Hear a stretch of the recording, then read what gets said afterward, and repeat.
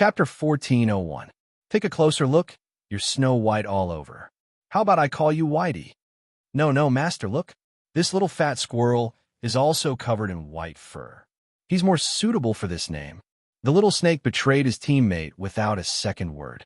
Chirp. The little fat squirrel expressed that he didn't understand what they were saying at all, and his little furry face revealed a bit of foolishness. Don't bully Chirp. He's so small, and his comprehension is limited. Arbor said softly. After saying that, the phoenix, chicken, snake, and ape all swept a disdainful glance at the fat squirrel that was acting dumb. Jojo, high-level mystic beasts all have spiritual intelligence, not to mention the ones beside you. As long as they're divine beasts and above, they can all transform into human form. Yin coughed lightly and said while pointing at the little fat squirrel, he should be a sacred beast.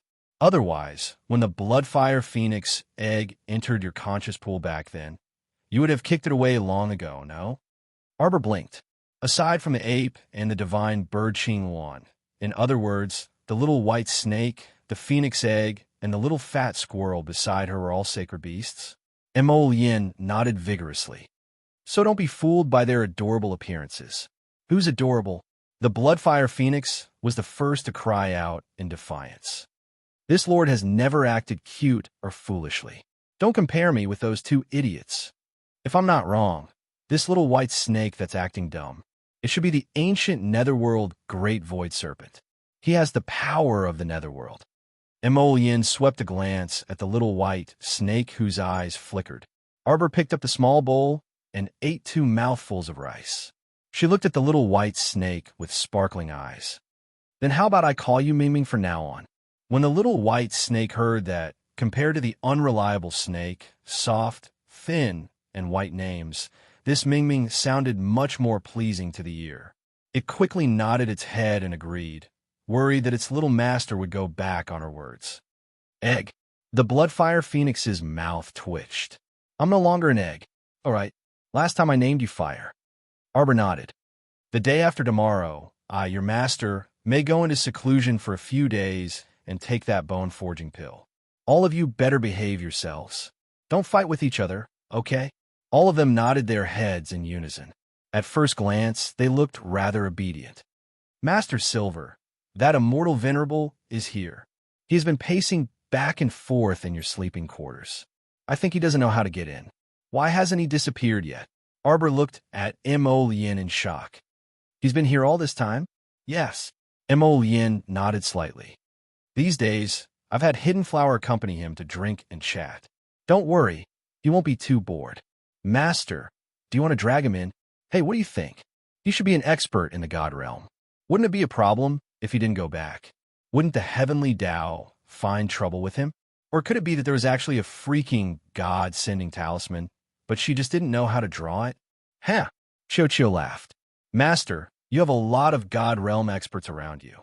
Don't all of them rely on things like Dharma treasures to hide their auras and hide from the heavenly Tao's search? Arbor was startled, and his gaze naturally shifted to Yin. Cho chattered endlessly. What's there to be afraid of? At worst, I'll just be dragged to the heavenly Tao's punishment realm for a walk. Cho, what did you say? Master, what did I say? Chapter 1402. Arbor's face was stoic as she said coldly, You did. You were talking about the realm of punishment. Cho, who had a quick tongue, immediately glanced guiltily at Yin, who had an ugly expression on her face and hurriedly stuffed mushrooms and meat slices into her mouth. No. Cho didn't say anything. Don't tell me you're hiding something from me. Arbor keenly sensed that something was amiss. Yin hurriedly pulled her to her side and smiled reassuringly. It's fine, Jojo. Don't listen to little tree's nonsense. What does it know? It's just spouting nonsense all day long. Don't mind it. The sapling flattened its little mouth that was embedded in the tree trunk and snorted. It waved its arms and legs and shouted, Master, I'd better drag the venerable peach blossom immortal in. He's still rummaging through your bedroom looking for you. Arbor, a moment later, A certain venerable peach blossom immortal's eyes brightened as he discovered that he was in a place filled with flying peach blossoms. He looked up and saw that the little girl and her group were under a peach blossom tree not far in front of him. They were sitting in a circle and eating as if they were having a picnic. Wow, little fellow, this mystic domain of yours is probably tailor-made for me, right? Look at how beautiful the peach blossoms are. It's definitely the most suitable place for me to stay. Arbor was speechless. Don't you want to go back? I want to go back, but it's fine if I stay here for a few more days. The venerable peach blossom immortal turned to glance at Arbor pitifully. You don't know where we are. We only know how to cultivate all day long. There's neither good food nor good wine. There's no joy at all. It's not easy for me to come back. I must eat my fill and drink to my heart's content before I leave. Arbor! Exclamation point. You glutton. In other words, you dared to provoke the heavenly Tao for the sake of eating and drinking. Won't there be any problems? There will. If the heavenly Tao finds out, it'll be terrible. A small punishment might be being struck by lightning. A big punishment might be being thrown into woo woo woo woo. Before the venerable peach blossom immortal could finish speaking, little tree Chio pounced over and stuffed his mouth with a branch. Fuck you. The venerable immortal angrily pulled the little Tran off his face and snorted. Then he put on a smile and sniffed a few times. What are you eating? Come on, add another pair of chopsticks. Hurry up. It's more fun to eat with more people. After the venerable peach blossom immortal forced his way into this small circle, the three of them gathered together with their beasts. They even brought a few bottles of wine and planned to have a drink. However, Arbor felt as if something was pressing down on her heart. She felt heavy. Occasionally, she would raise her head and see Mo Lien smiling innocently at her, which made her swallow the question she was about to ask. Sigh, forget it. Since they don't want to talk about it for the time being, then I won't ask. Arbor finished the rice in his bowl and wanted to scoop 2 spoonfuls of soup, but then he found, where's the soup? There's no more soup. This pot of stew was enough for at least 7 or 8 people, but it was finished just like that. Everyone's appetite was really good. The next day, Mo Lien accompanied Arbor back to the marquee of Jiyuan's residence. Knowing that the crown princess was returning home today, the main gate of the marquis's residence opened wide early in the morning. Xiao Zhongbong and his family were all waiting expectantly. When they heard a servant come to report that the crown princess's carriage had already entered Minshun Avenue, they immediately rushed over.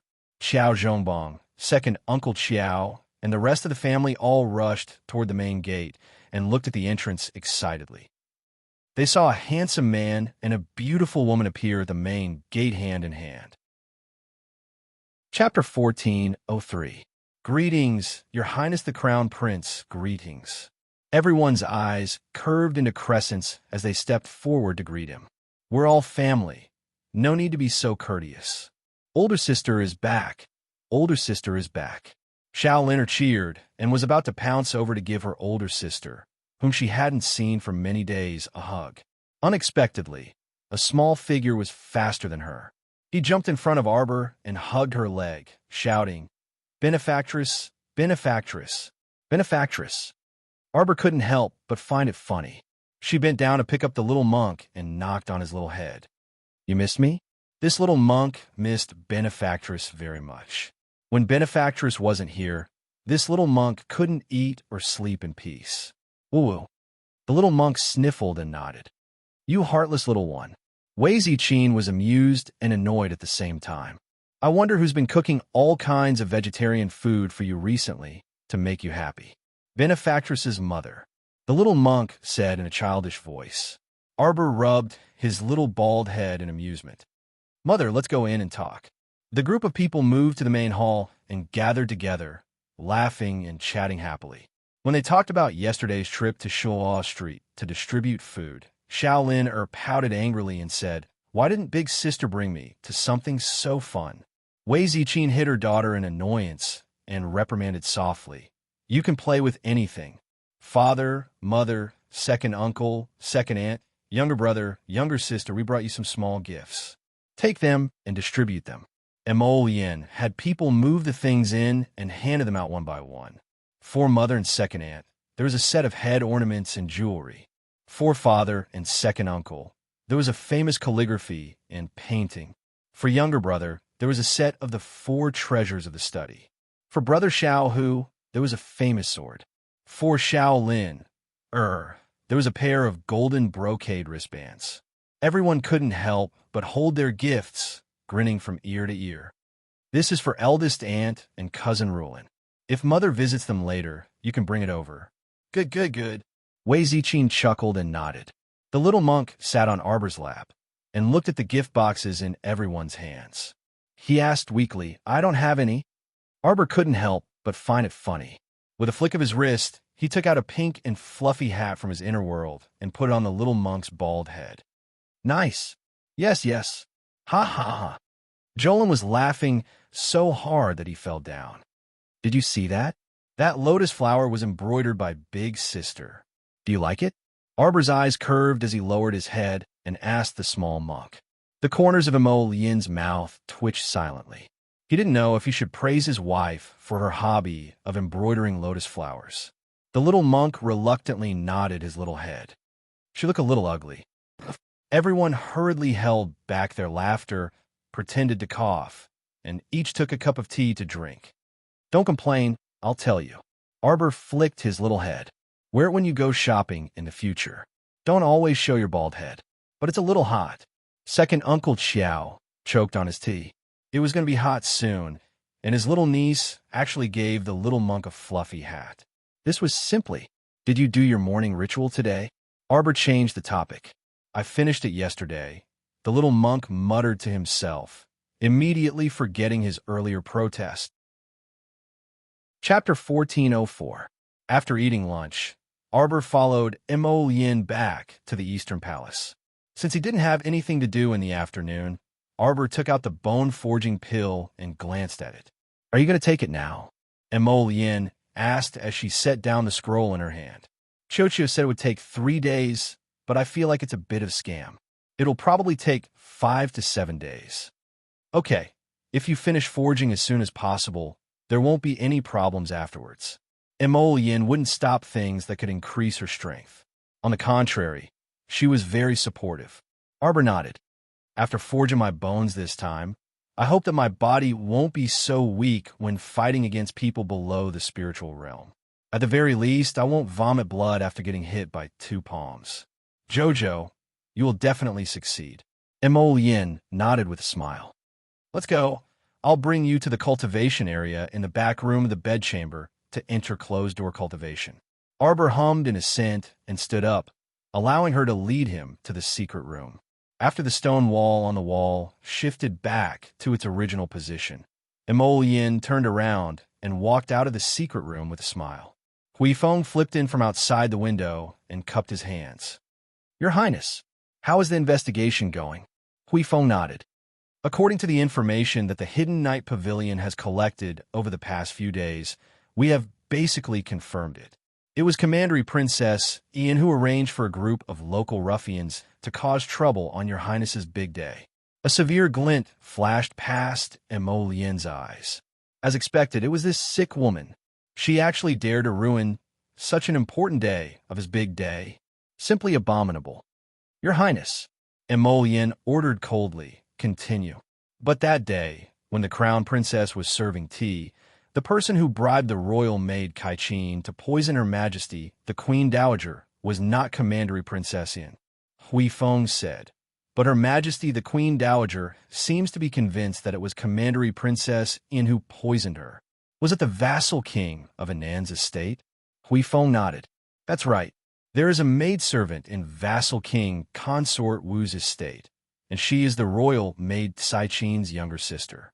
After this person was captured, Princess Anam had been secretly instructing Kai-Chin to do things. Emo Yin sneered. You don't have to tell me the truth. Let's just let grandmother think that this ingrate did it. This way, it would be easier for him to make his move and prevent his grandmother from being soft-hearted and obstructing him. Before evening, the Crown Prince went to the great king's imperial study and talked to his father about something. When night fell that night, an abrupt imperial edict was sent to the vassal king of Anand's estate. The edict praised the vassal prince of Anand both overtly and covertly, saying that since the vassal prince had reached the marriageable age, Commandery Princess and was to be his principal wife.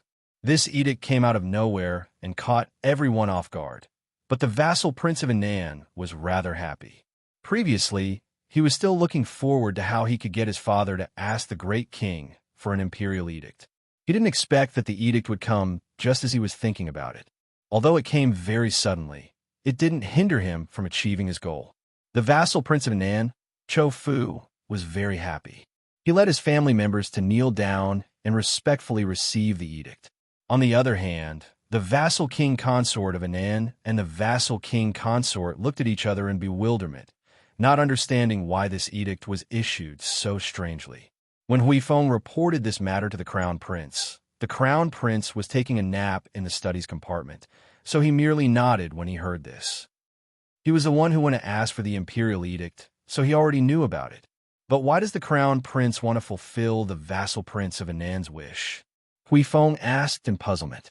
It had to be known that the vassal prince of Anand had always been interested in Commandery Princess and had already expressed his desire to marry her. The crown prince scoffed. We're going to fulfill their wishes and let them die. Chapter 1405. A pair of scumbags and a bitch. What a joke. Of course, they couldn't do anything to the vassal king of Anand's family for no reason. After all, the vassal king of Anand's ancestors had fought alongside the former king. If they were to target a meritorious official for no reason, not to mention that the common people's spit would drown the Mo family, even the imperial censors would certainly remonstrate to death. However, the vassal king of Anand's estate had been constantly making moves recently.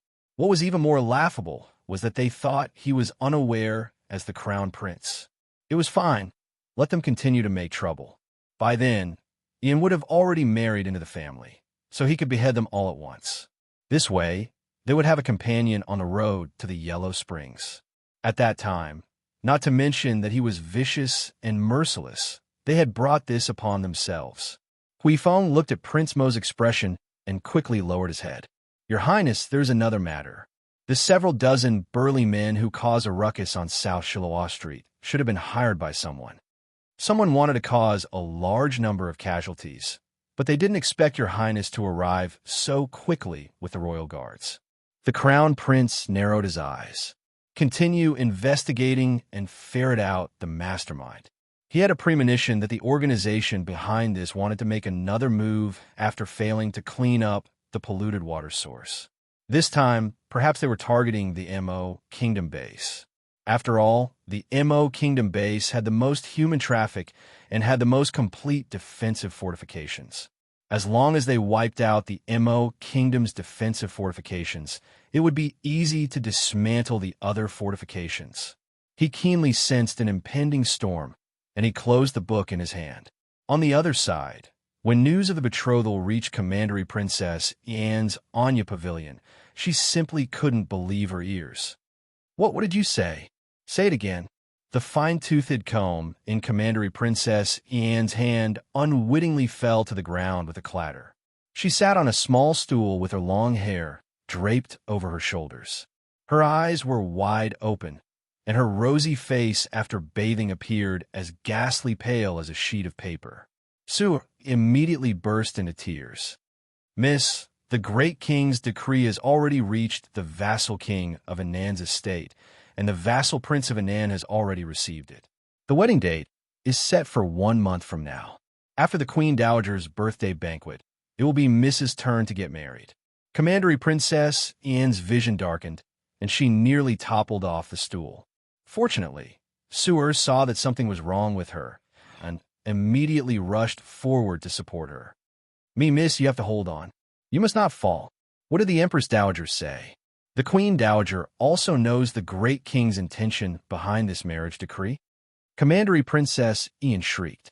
How can the great king make such a decision on his own? Without the Empress Dowager's permission, she personally arranged my marriage. Please be careful with your words, princess. On the side, The long-faced senior maidservant Ming Qian calmly said, "The great king did not disgrace the commandery princess's reputation by betrothing you to the vassal prince of Anan. Even if the queen dowager finds out, she probably won't object." "No, I won't marry him. I will not marry Cho Fu. I won't." Commandery Princess In stood up, losing control of her emotions. This was the first time she had revealed such a furious and agitated expression. "I want to see the Queen Dowager." "Su-er, follow me to see the Empress Dowager." "Yes." "Miss, please think thrice." Ming Qian hastily chased after her and shouted, "In the current situation, the great king has already issued his royal edict. It is impossible for the Queen Dowager to disgrace the great king for the Commandery Princess's sake." Commandery Princess In instantly collapsed onto the small stool. Chapter 1406.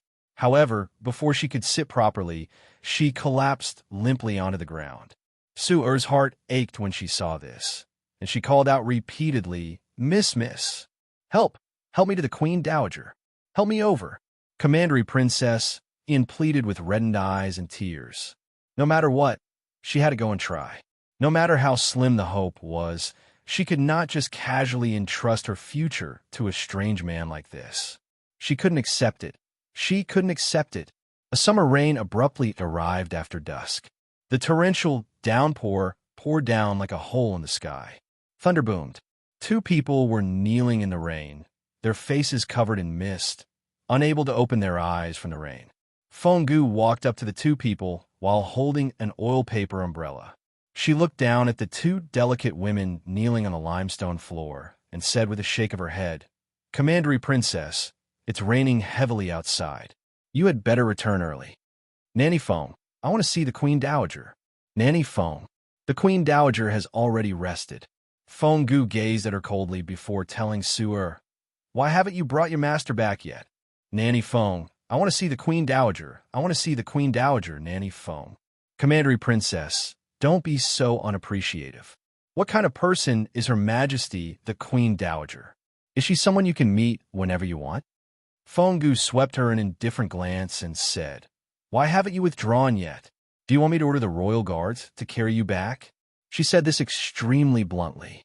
Commandery Princess In collapsed to the ground in shock and fury. Under the rain and wind, she actually fainted in Su-er's arms. Miss, Su-er shrieked in shock. Fenggu scoffed inwardly with a mocking expression. She turned to instruct a junior royal maid behind her coldly. "The Commandery Princess is unwell. Go to the royal physician building and invite a royal physician over to take a look."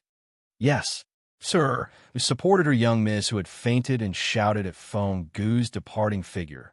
Nanny Feng. Su-er felt chills in her heart. It turned out that after losing the Queen Dowager's favor, the master and servant pair's days in the palace were actually so difficult. My Lotus's section break. Ever since Arbor consumed the bone-forging pill, he sunk into a wondrous realm.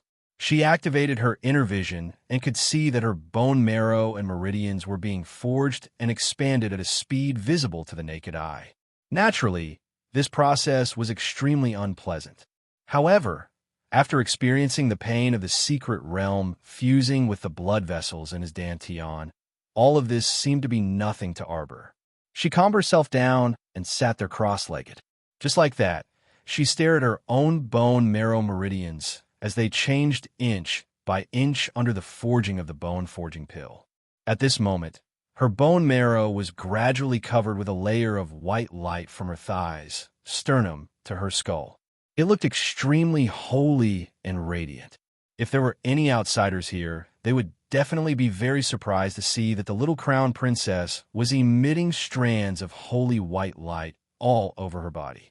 When all of her bones turned into a lustrous white color, Arbor understood that this should be the metamorphosis that the sapling Chiochio had mentioned, the transformation from a mortal skeleton to a mystic skeleton. At this time, the changes to her body were very obvious. Not only had her defensive endurance greatly expanded, but her attack power had also reached the point where she could send a mystic cultivator below level 15 flying with a heavy punch. It was hard to find a match below the spiritual realm.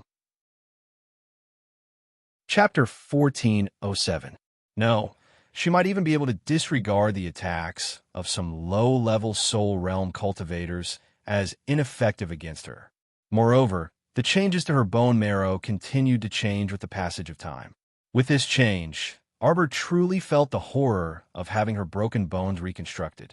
It was the pain of having her bones broken inch by inch and being reconstructed anew.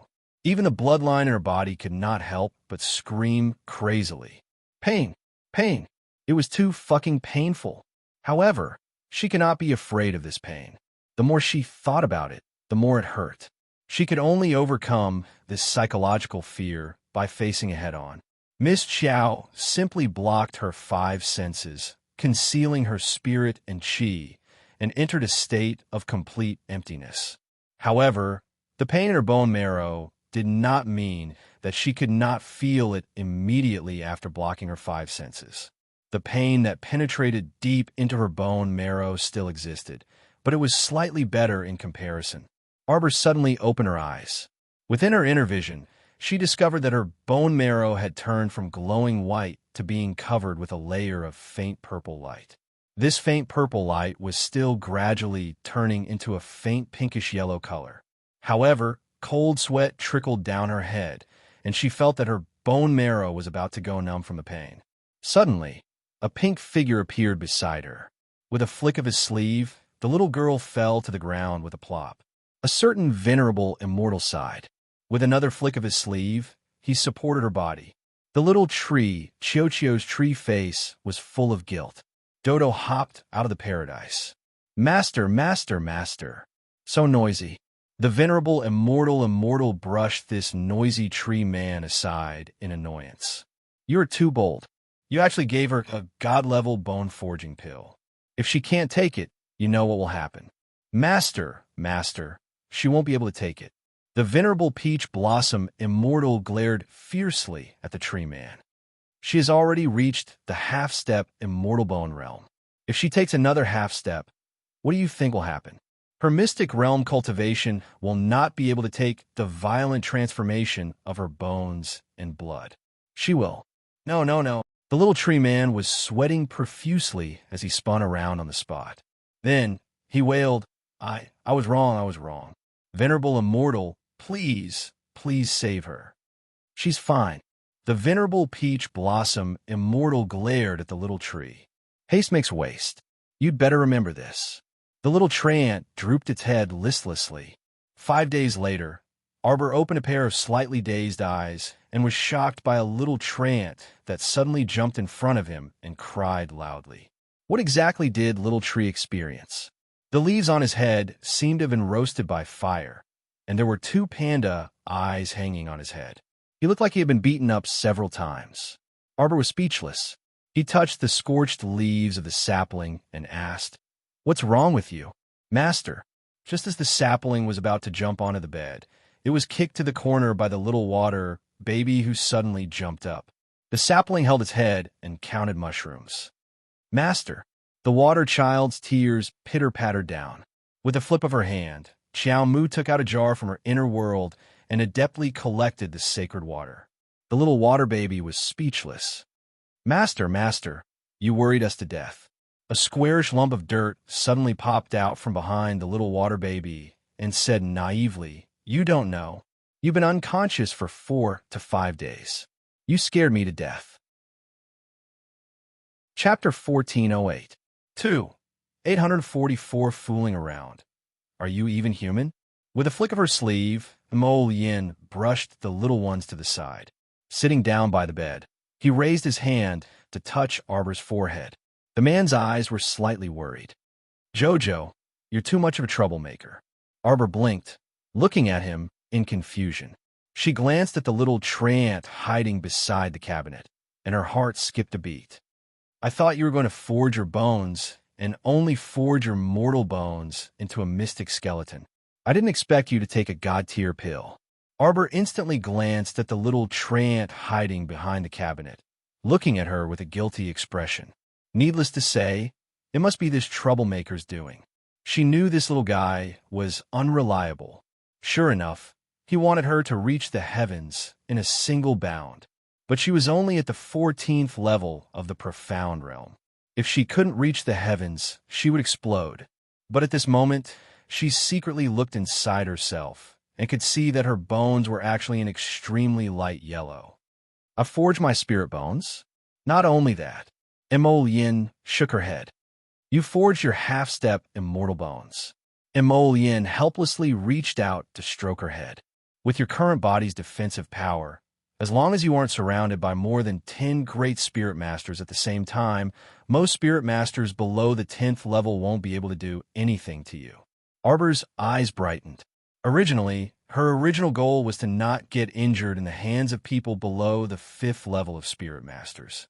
She didn't expect the forging of her bones to go so smoothly this time. Smooth your head. Emo Yin raised her hand and lightly patted her forehead. She snappily grabbed her and gave her a hard bite on her little face. If I don't keep a close eye on you, you'll mess around. When you go into seclusion in the future, I'll watch over you from the side. Darling Qiao immediately shook her head like a rattle drum. No, how can I calm down with you by my side? Hearing this, Emo Yin's phoenix eyes brightened. She raised her hand and pulled her into her embrace. Why? Are you panicking when you see me? Arbor was both amused and annoyed. He raised his hand and smacked him. Nonsense. How are you talking nonsense? Why don't you admit it? Emo Yin rubbed her head. How are you feeling now? How do you feel? Arbor tilted his head and suddenly reached out to pinch his face. I feel a little hungry. You haven't eaten for 4 or 5 days. Emo Yin held her hand and got off the bed. He turned his head and stared straight at her. Arbor looked down at himself. Why are you staring at me like that? Take a look. Emo Yin casually stuffed a bronze mirror into her hands. Xiaomu couldn't help but be taken aback after taking a look. As it turned out, after forging her bones, her skin had become even more delicate and translucent. On her tender little face, her almond-shaped eyes were glowing, and she looked extremely beautiful. So delicious. Emo Yin reached out and picked her up, then frowned. You've lost weight again. Someone, prepare the meal. Emo Yin carried her to the table while muttering softly, Jojo, you have to eat an extra bowl of rice every day. This way, you can quickly grow taller and fatter. She no longer had extravagant hopes for growing taller. After rolling his eyes at him, Arbor dragged a stool over to sit next to him. Nothing happened while I was in seclusion, right? No. Everything was calm and peaceful. I was so idle that I had nothing to do every day. If you want to talk about something major, it might be the great king's betrothal between the vassal prince of Anan and commandery princess in Chapter 1409. Arbor, who was drinking soup, almost choked. You did it. Her expression was a bit odd. MHM. Emo Yin nodded vigorously, looking like he was asking for praise.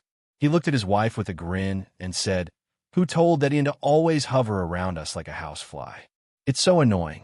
The earlier we marry her off, the easier it'll be. What do you think of my handling of this matter? Not bad. Darling Xiao also nodded in agreement.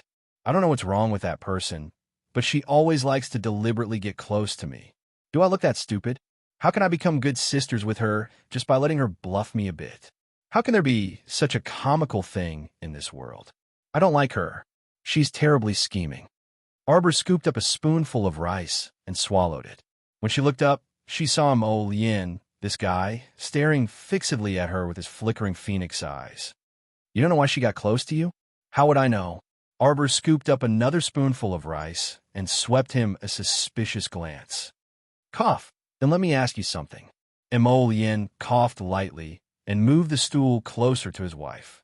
He asked cautiously, That day, we ran into Old Fourth, which is the fourth princess. Do you still remember? I remember this. She even ran to your father and fiercely complained about me, saying that I beat her up so badly that she couldn't go out to meet people. Arbor fumed whenever she recalled this matter. Why don't you tell me? Where did I beat her up? The crown prince couldn't resist face-palming. My darling, you really don't remember? Arbor's hair would stand on end whenever she heard the words don't remember. After experiencing passive amnesia, She would often stubbornly say to other people that she remembered everything. How could I not remember? Emolien really wanted to laugh when she glanced over with her small gaze. Subsequently, he nodded repeatedly with an everything my wife says is right attitude. He quickly said, right, you remember everything. It was that time when you stepped in to save Eldest Sheen on the street. You beat up Old Forth. Arbor was suddenly enlightened. Why didn't you say so back then? Emolien couldn't help but be speechless. It seemed that some people, no matter how many times his wife saw them at the palace banquet, would turn a blind eye to them. No wonder she looks familiar to me. Arbor muttered to himself as he ate a mouthful of food from his small bowl. But she still had the cheek to cry to your father. She's robbing people on the street. Is she in the right? Emolien, bow. She really wasn't here to rob us that day. She was here to capture Eldest Sheen. Emolien felt that it was necessary to talk to the little girl about the relationship between men and women, lest she was either cultivating or fighting all day long. Prince Emo thought to himself that if he chatted more, he would definitely be enlightened one day. Why? Arbor looked at Emolien curiously. Why did Emolien cough lightly? You've heard that Emo Shuang wants to marry Eldest Sheen, right? It must be because Emo Shuang likes him that she wants to marry him. Arbor put down her bowl and chopsticks. But didn't Eldest Sheen reject her long ago? Yes, but there are so many infatuated men and resentful women in this world. It's not as if the other party can give up just because the other party rejects, right? Arbor instantly understood and nodded. Fourth princess is too persistent. Emolien, say, this little girl doesn't understand, but she immediately understands when you tell her. Say, she understands, but she always looks like she doesn't understand. How worrying. Chapter 1410. What you mean is, that commandery princess actually likes you and wants to marry you? That's why she's been trying to get close to me and become good sisters with me? Look, this little fellow was so perceptive and could infer many things from one instance. She could completely understand with just a little bit of explanation. It looked like there was still a lot of hope in enlightening her. He had to put it on the agenda as soon as possible. However, Arbor felt very uncomfortable on the inside. She didn't know why, but when she heard Emolien say that whatever commandery princess wanted to marry him wholeheartedly, it was like she had swallowed a fly. She felt very uncomfortable all over. When is she getting married? Wasn't this topic jumping a bit too quickly? Emolien couldn't resist replying. After the Queen Dowager's birthday banquet. You can't let her get married right away? Darling Xiao pulled a long face. Emolien couldn't resist sputtering with laughter. A vassal prince and a commandery princess getting married in a month is already considered a hasty wedding. Darling Xiao pursed her lips. All right then, I wish them a long and happy marriage. Look at how awkward she was and how proud she was as she said it. Emolien laughed out loud and pulled her onto her lap. Jojo, you're unhappy. I am unhappy. Arbor nodded honestly. I don't like her liking you. Emolien's eyes were bright as she looked down at her. Darling, do you know why? Arbor nodded and replied bluntly. Because you are mine. I forbid her from liking you. Oh my God. This answer simply made Prince Emo burst with joy. Darling, what should I do? You're going to charm me to death. Sure enough, this fellow in front of her was so close to her, and her pair of beautiful eyes were glowing. Such a good-looking person indeed made her a bit flustered. Arbor coughed dryly and muttered good-for-nothing inwardly, her large eyes darting to the side in embarrassment. Do you know Jojo? Emolien cupped her small face in his hands and gazed at her intently as he said seriously, My love for you is already indescribable with words. Arbor thought about it and nodded. Me too. Prince Emo held back his laughter and said seriously, My love for you is so deep that you can't even imagine it. Darling Xiao tilted her head and thought for a moment before nodding. Me too. Look, this little guy is interesting. She was a person who wouldn't act until she saw a rabbit. You have to take a big step first, then she will follow you and take a small step.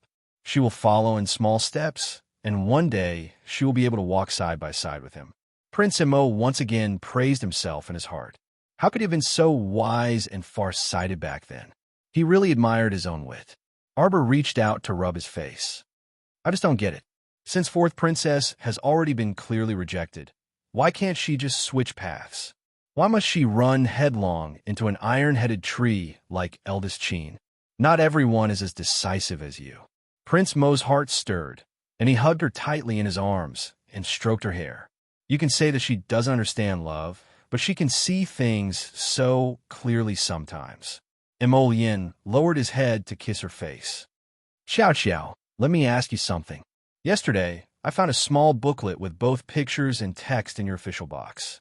Was it for you to study? MHM. Yin widened her almond-shaped eyes and looked innocently at Arbor, who had reached out to cover her mouth. The little guy spat at him, and her face flushed red as she immediately moved away from his lap and ran out. I'm going to eat first. Wait. Chapter 14:11. After the eagle's cry, the well-built, black-clothed youth stepped onto a huge rock and stretched out his left arm to catch the eagle that was flying straight down towards his face. The eagle's small, sparkling eyes looked back and forth as it let out several short cries. Congratulations, young lord.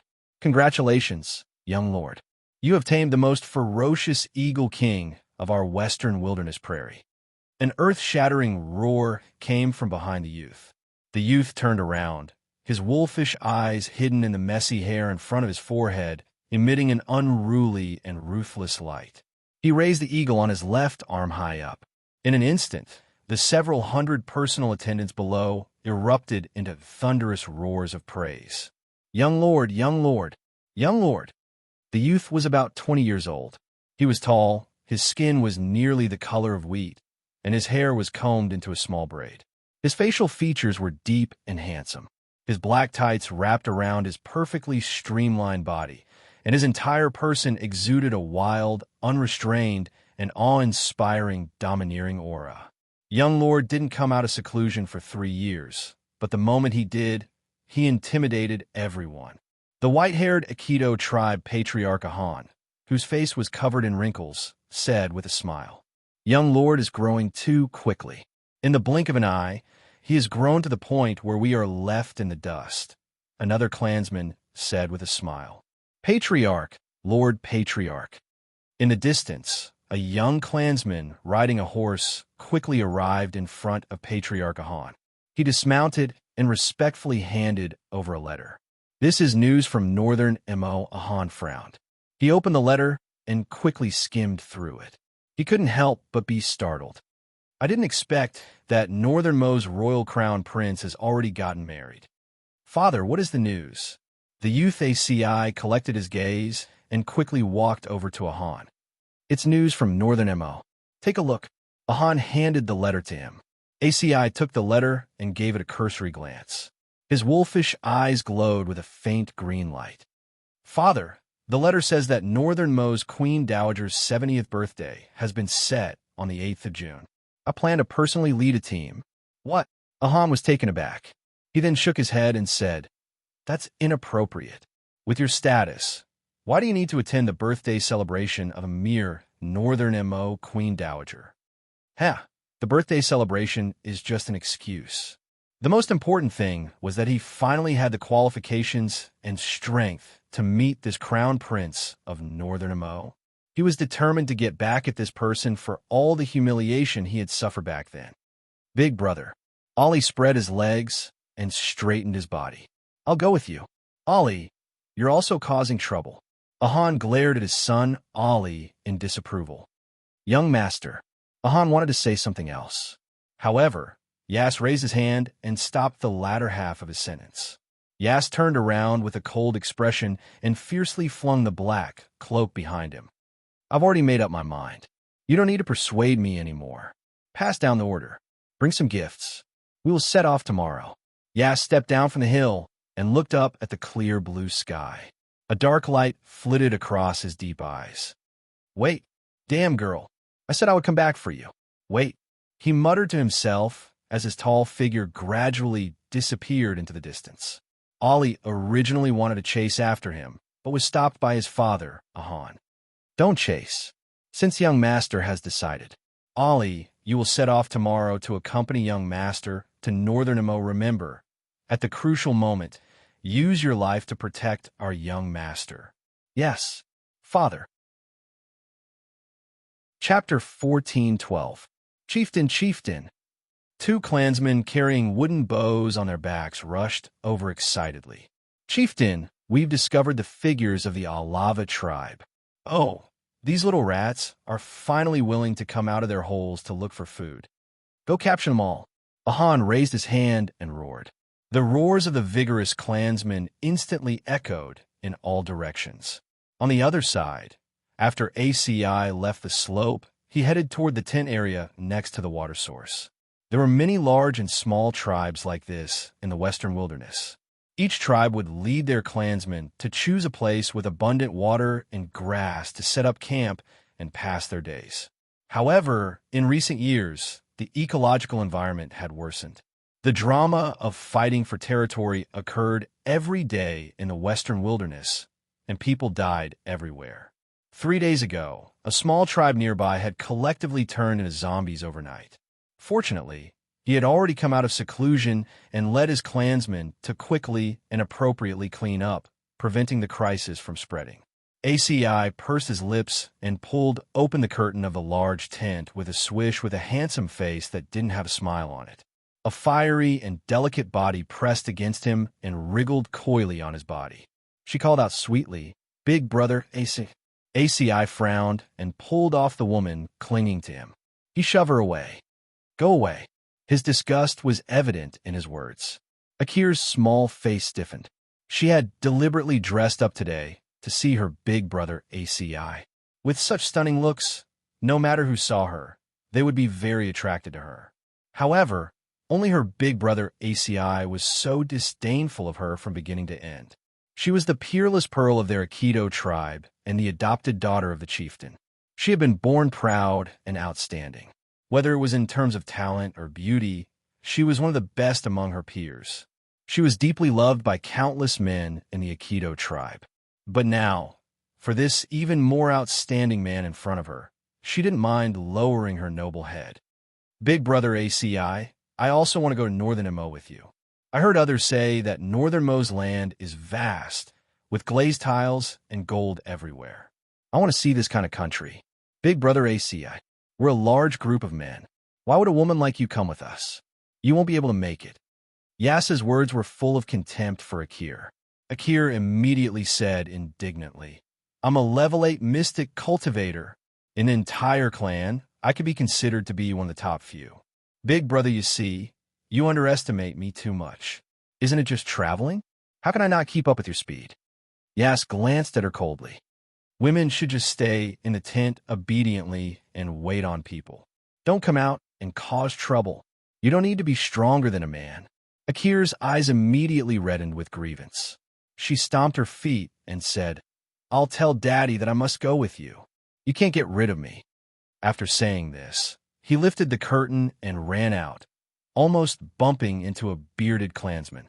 That clansman immediately laughed and said, "Akir, what's wrong?" Akir ran off without looking back. ACI coldly glanced at her back, but didn't say anything. "Young master." ACI looked up and said to the bearded man, "Prepare to set off tomorrow." "Yes, Sonka will solemnly obey young master's orders." The bearded man placed his hand across his chest and bowed respectfully. Chapter 14:13. Today's weather was exceptionally good, so Arbor had someone bring out the food box and tea. She ate while flipping through medical books in the Eastern Palace's small garden. With a wave of her small hand, a royal maid immediately handed over a plate of cut oranges. The little fellow raised her head and glanced at this royal maid who had just been transferred to her side, Haidang. In reality, she could tell at a glance that this Haidang should be from the female hidden guard camp. Like Xiao Yao, she was skilled in martial arts. However, compared to the chattering Xiao Yao, this Haidang was much quieter. At such a young age, she was very steady and did things methodically. It was just that she was a bit wooden. "Crown Princess, do you want to change the tea?" Haitang suddenly asked. "All right, change it then." Arbor flipped through a page as she spoke indifferently. "Crown Princess, Then Haidang will change it for you. Arbor watched as she skillfully changed the tea and suddenly asked, "What has the Crown Prince been busy with these past 2 days? Why is he nowhere to be seen all day?" "His Highness the Crown Prince has been busy receiving guests from various countries these past 2 days. There are still 2 days until Her Majesty the Empress Dowager's birthday banquet. His Highness the Crown Prince will be very busy." "Oh." Haidang replied stiffly. Arbor pursed her lips. "How many countries have come?" "Northern Wei will arrive at our Mo Kingdom capital today. In this way, all the northern countries, large and small, have basically all arrived. As for the south, the Southern Bailey Kingdom and Southern Shao Kingdom will come. Also." "Oh, okay. Arbor was only casually asking. Her head hurt when she heard Haitang recite the names of the various countries as if they were her family treasures. It wasn't like she really wanted to get acquainted with them. If she had so much free time, she might as well go to sleep. Miss, Xiao Yao ran over jubilantly, but before she could speak, Arbor teased her. "Calm down, my sister-in-law." Xiao Yao's pretty face immediately flushed red. Embarrassed, she rolled her eyes and said, "Miss, you're teasing me again. What joke? Your marriage is already on the agenda. Otherwise, the Crown Prince wouldn't have put Haitang by her side. This was to transfer Haitang, the female hidden guard, to a place where she could order her around. I don't want to talk to you about this." Xiao Yao stomped her feet. "I almost forgot about my business because of you. I'm telling you, the princess of the Southern Shao Kingdom is here." Arbor's eyes lit up, and he quickly asked, "Where is it?" "We're almost at the city gate." Xiao Yao beamed with joy and said, "Miss, do you want to go to the palace and take a look? Today, the streets are even more lively than yesterday." "Do I look like someone who likes to join in the fun?" Arbor said expressionlessly. Xiao Yao was about to say no, fawningly, when she heard Haitang's stiff voice suddenly ring out. "Yes, Xiao Yao, Arayo, big sister, you can't be Little Master's personal guard like this." Seeing that the little stoic was about to flip out, Xiao Yao quickly said with a smile, "Miss, of course you're not someone who likes to join in the fun. Unfortunately, your subordinates like us just like to join in the fun." As she said this, she tugged at Haitang's sleeve and repeatedly signaled her with her eyes. Haiding nodded dumbly. "I like to join in the fun the most." Arbor's mouth twitched, and she found it funny on the inside. She waved her slender hand and summoned a huge Qingwan. Let's go meet those old acquaintances." She didn't expect that something would go wrong at this moment. Black Monday, so tiring. I'm going to sleep tomorrow. Chapter 14:14. The most important thing was to see Xiaomi, that fool. Arbor didn't care about the others at all. On the other side, Haitang was startled. She had only followed the Crown Princess for 2 or 3 days and had always heard her companions talk about how powerful the Crown Princess was. Today, she saw her summon a heavenly bird with her own eyes. The 3 of them jumped up and left the palace without any obstructions. The Imperial Guard commander guarding the gate, Hui Feng, only raised his eyelids before rolling his eyes and turning a blind eye. Hui Fan was a new official. He looked up at the sky and couldn't help but ask curiously, "Big brother, isn't that the Crown Princess? Does the Crown Princess travel so casually?" "That's right. When you see this heavenly bird in the future, just ignore it." Hui Feng couldn't help but gulp when he thought of the young Crown Princess's savagery. If by any chance some idiot went crazy and stopped the young Crown Prince Consort, then there was a 99% chance that he, the commander of the Imperial Guards, would be out of luck. "All right, big brother. I'll listen to you." Hui Fan nodded. Arbor's party left the palace and flew to the North Gate under Xiao Yao's directions. "Miss, the streets around the North Gate have been controlled these 2 days. You're wise. We flew all the way here, and no one could stop us." Xiao Yao giggled and pointed below. "Let's go to the tea house opposite Rui Pavilion." Yes, that Fubei restaurant." People came and went on the streets, and the commoners all saw a large green bird flying towards the city gate. However, the large bird's flying speed was especially fast. In the blink of an eye, it flew to the entrance of Fubei Restaurant. 3 slender figures flashed, and the large bird disappeared into thin air. Meanwhile, Arbor's party had already stepped into the first floor of Fubei restaurant. The three of you, please come in. Please come in. These few days, the imperial court had been welcoming guests from various countries at the North Gate, causing his small tea house's business to be unprecedentedly good. He couldn't stop smiling all day. On this end of North Street, his tea house was relatively high class. If some of the nobles wanted to come and watch the fun, they would definitely go to his tea house. Opposite Fubei Tower, a figure was leaning against the window of Rui Pavilion. His swollen eyes shone with a cold light. I didn't expect the crown princess to join in the fun. Second prince, a girl around 16 or 17 years old, who was wearing a thin red veil, walked out from the inner room. She leaned against the second prince and subconsciously sniffed the fragrance of the dragon's saliva on his body. Haha, Lily. The second prince raised his hand and patted the girl's head as if he was petting his pet. Have you picked out your jewelry? I have. Wei Mingli beamed with joy as she nodded and said, Thank you for your reward, second prince. Hey, you deserve it. As long as you do well in the future, these rewards will continue to come. Did Imperial Father think that he would starve to death by stopping his salary for 3 months? His second prince estate at least held some businesses, and this Rui Pavilion used to be considered a profitable business. It was impossible to make things difficult for him. A cold light flitted through second prince and Mo Lu's eyes. How would he take it lying down after being toyed with like a drowning dog? Lily, are you ready? And Mo Lu lowered his head and looked at the girl in his arms with a lustful gaze. When he thought of having to send such a beautiful woman to that person's side, he felt waves of discomfort in his heart. Fortunately, he had already enjoyed her tenderness. Chapter 14-15. A severe glint flitted across the girl called Lily's lowered eyes. She nodded and called out delicately, MHM, I am ready to cooperate with you at any time, second prince. Ha, good. The second prince, M.O. Lu, laughed loudly as he pinched her soft buttocks. I just knew that you were a smart person. You didn't waste the large amount of manpower and resources I spent to train you for the better part of a year. Lily will never forget second prince's great kindness to me. Miss Lily called out delicately again. She raised the man's chin with her slender finger and restlessly crawled over the man's protruding Adam's apple. M.O. Lu's heart warmed slightly. When he thought about how he was going to give away such a stunner today, he might as well make the best use of his time.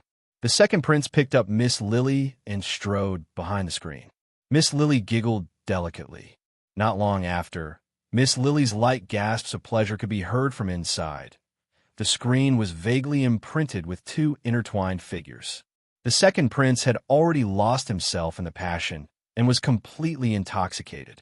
However, Miss Lily abruptly turned her eyes away and shot a sharp gaze outside the window.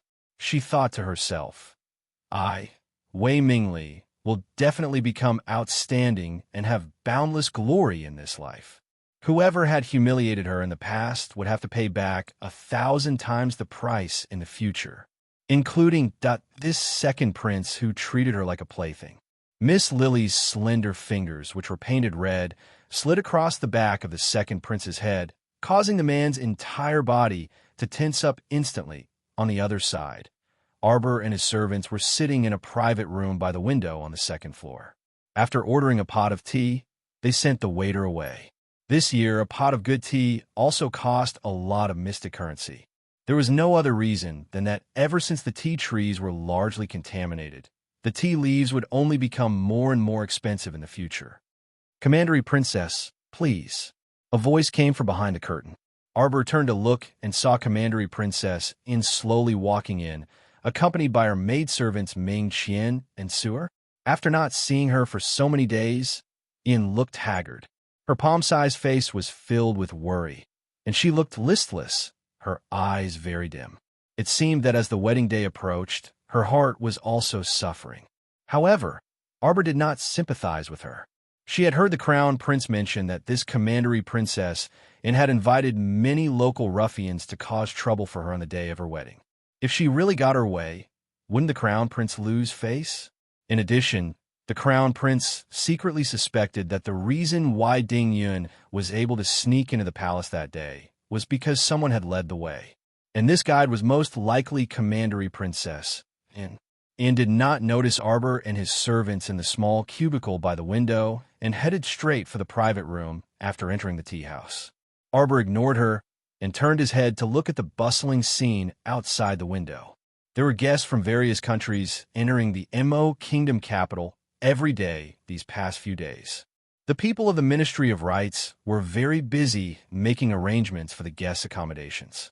At this moment, a commotion could be heard from the northern city gate. The commoners who were watching the commotion all stretched their necks to take a look. They saw a long procession entering the city gate, and the southern Shao Kingdom's flag was mounted on the horse of the person leading the procession. Princess Mi's carriage rolled into the Mo Kingdom capital's northern city gate under the escort of the crowd. Arbor's eyes lit up, and he was about to fly down when Xiao Yao pressed down on his petite hand. "Miss." Chapter 14:16. Xiao Yao couldn't help but want to laugh out loud. Why was her young miss so strange? You suddenly jumped down in public. With so many guard from the southern Shao Kingdom, it would be strange if they didn't think you were an assassin. I was bored and wanted to reminisce about the past. Arbor pointed at Princess Xiaomi, who was surrounded by a thin veil. Xiao Yao's mouth twitched. If you jump down now, the streets will definitely be in chaos. Arbor pursed his lips and leaned against the window with his chin propped up. His eyes flickered as he looked at Princess Mi's carriage. Xiaomi definitely didn't see me now. There are so many people below.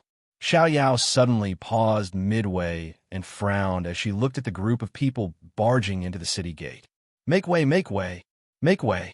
The carriages behind suddenly squeezed through the city gate and attacked the southern Shao Kingdom's guards without any explanation. The southern Shao Kingdom's guards naturally weren't fools and wouldn't passively take a beating. The two sides started pushing and shoving, and it quickly turned into a street brawl. The Assistant Minister of Rites, Huang Yi, was dumbfounded when he saw the situation. He hurriedly ordered his soldiers to go forward and stop the two sides. Everyone, please calm down, calm down. Who dares to attack our southern Shao Kingdom's people so rudely?" Xiaomi angrily shouted. She lifted the thin veil curtain and jumped out. Her red dress sparkled under the sunlight, and Princess Mi's eyes revealed a trace of pride. Princess Mi, the Assistant Minister of Rites, Huang Yi, quickly went forward and cupped his hands. "Please calm down. Young lord, young lord, young lord, young lord." Without waiting for Princess Mi to shout a few words in an awe-inspiring manner, the other party's voice, which was obviously more powerful than hers, immediately suppressed the voices of her and the group of weaklings from the southern Shao Kingdom. "Fuck!" Princess Mi's face was bursting with anger.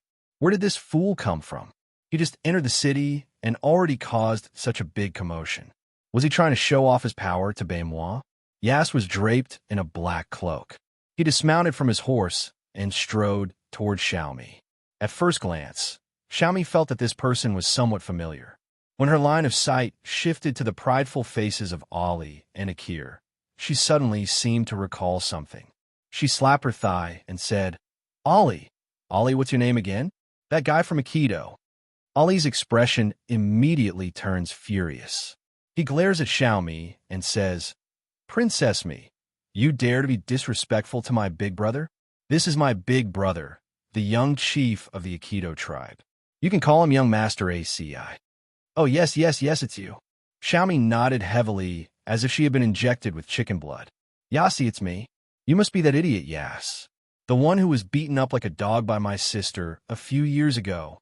Haha, I didn't expect that after parting at Shuang City in the west, we would meet again today." Xiaomi's eyes suddenly widened as she stared at the fist that was suddenly thrown at her. For a moment, she even thought that she was hallucinating. What's going on? This person really dared to casually make a move in northernmost territory. The fist was about to fly toward her face. "Earth-shattering bear?" Gong Sun Yang roared and immediately summoned the earth-shattering bear to charge forward and block in front of Princess Xiao Mi standing motionlessly at the side. Gong Sun Lai couldn't help but twitch his mouth speechlessly. "You deserve it. The princess deserves a beating. You said in front of young Master ACI that he was beaten like a dog previously. Who wouldn't beat you up on the spot? Arbor abruptly flew down from the window. Chapter 1417. At that time, Xiaoyao didn't even have the time to grab her. She could only watch helplessly as her little mistress heroically jumped down.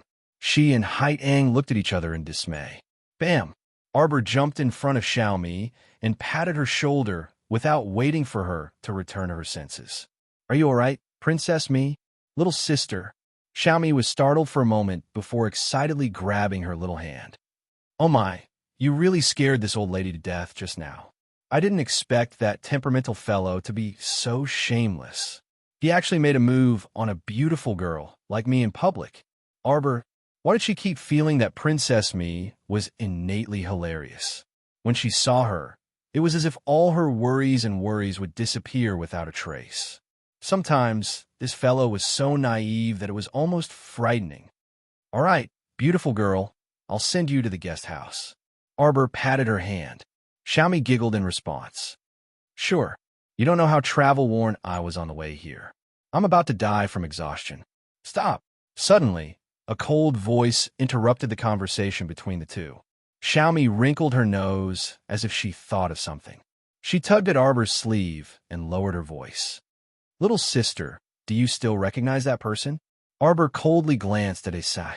That gaze was as if she was looking at a stranger, causing Assie's heart to sink with a thump.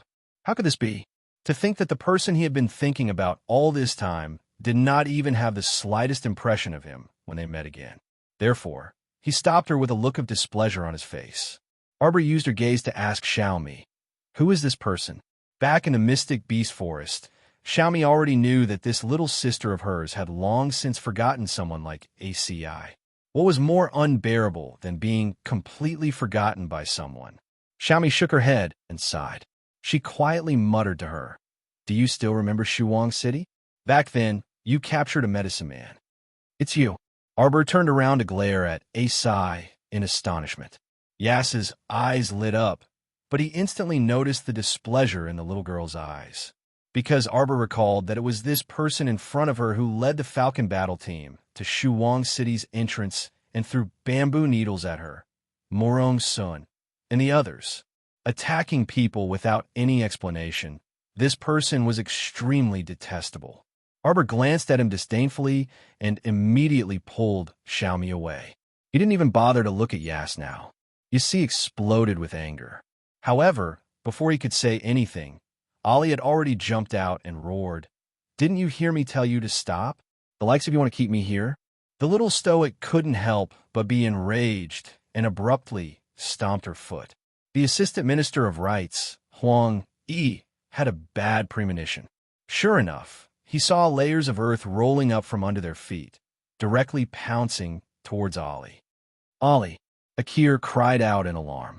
Just as she was about to take a step away, she saw several palm-sized hands in the soil. They abruptly grabbed her dress and firmly fixed her in place. Ah! Akir shrieked in terror. It was too late to take care of things in the blink of an eye. ACI leaped to his younger brother Ali's side and pushed him aside. He then conjured a layer of earth with his palm, hastily suppressing the layers of earth waves that Xiao Mu had sent out.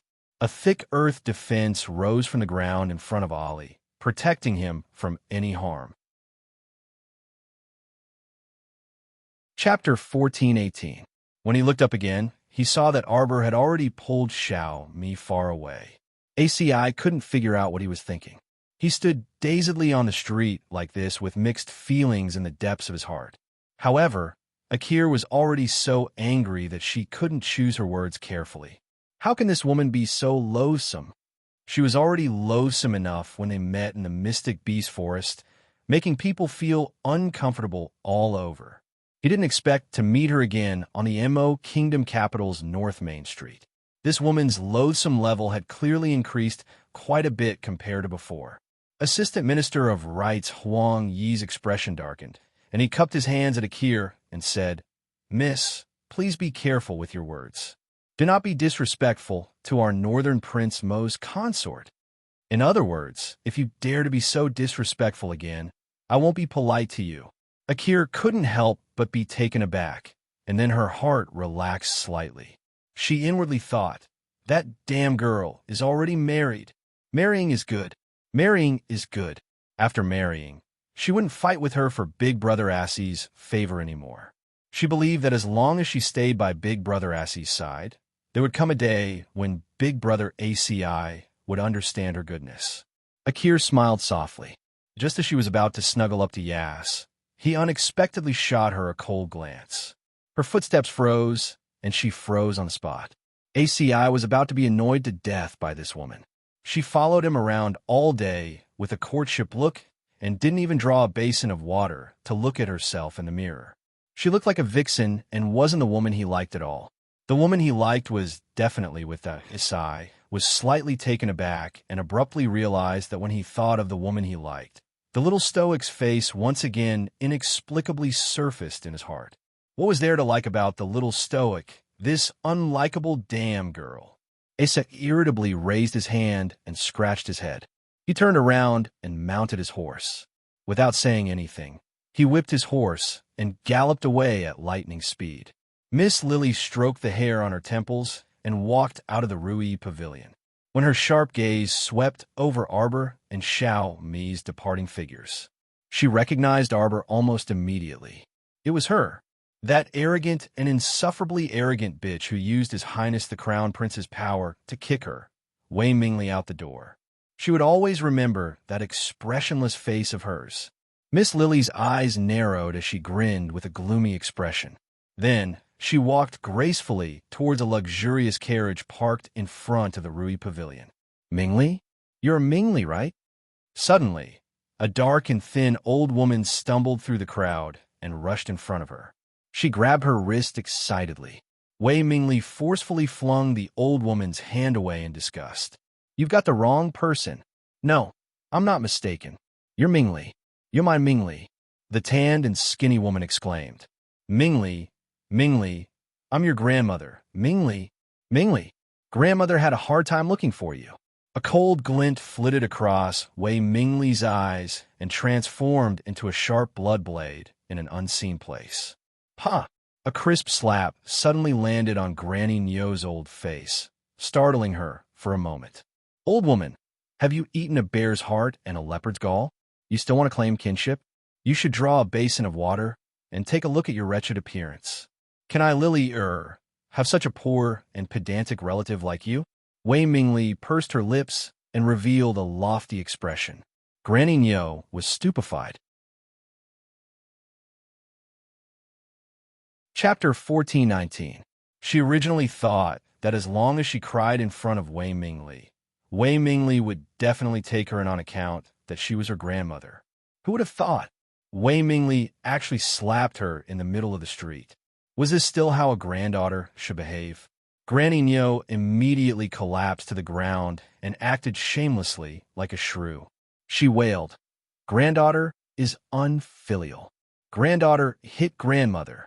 Seeing that there was a show to watch, the onlookers immediately surrounded them and pointed at Wei Mingli and Granny Nyo while gossiping. Wei Mingli wasn't angry. Instead, she looked at Granny Nyo on the ground with a sweet smile and said coldly, "Do you think that a dignified official's daughter like me would have such a country bumpkin for a grandmother? My father, Wei Zhong, is a second-rank imperial physician in the Imperial Physician Building. His medical skills are renowned far and wide. My grandmother is naturally enjoying life at home right now. Why would she be like this old woman, throwing a tantrum and rolling around on the streets?" Wei Mingli harumphed coldly and swept a disdainful glance at Granny Nyo. "Why aren't you dragging this ignorant thing away?"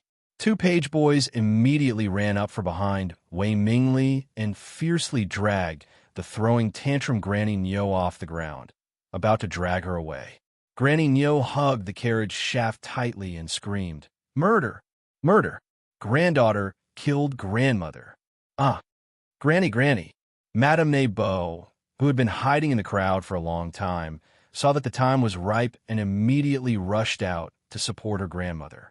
She looked at Wei Mingli and scolded her. "Mingli, you shouldn't have done this. Even if you have a foster father now and have a meteoric rise, You can't forget that your biological grandmother is still living in an abyss of suffering. Wei Mingli chuckled. Then what do you think I should do? Of course it's... Before Madame Beau could say anything improper, she heard Wei Mingli's cold voice. What are you all still standing there for? Hurry and chase these two village women away. Go, go, go, go. Several page boys immediately walked out of Rui Pavilion and chased away Madame Ne Nio and Madame Ne Beau, who were wailing and shouting at Wei Mingli. Go! No, don't chase us away. Mingli! Mingli! The cries grew further and further away. After Wei Mingli boarded the carriage, she immediately put down the curtain in her hand and waved her hand in annoyance. Let's go. Proceed according to the original plan. Those two good-for-nothings deserve to die in the alley and be fed to the dogs. On the other side, Madame Nio and Madame Beau, who had been chased away, were beaten up by the manservants.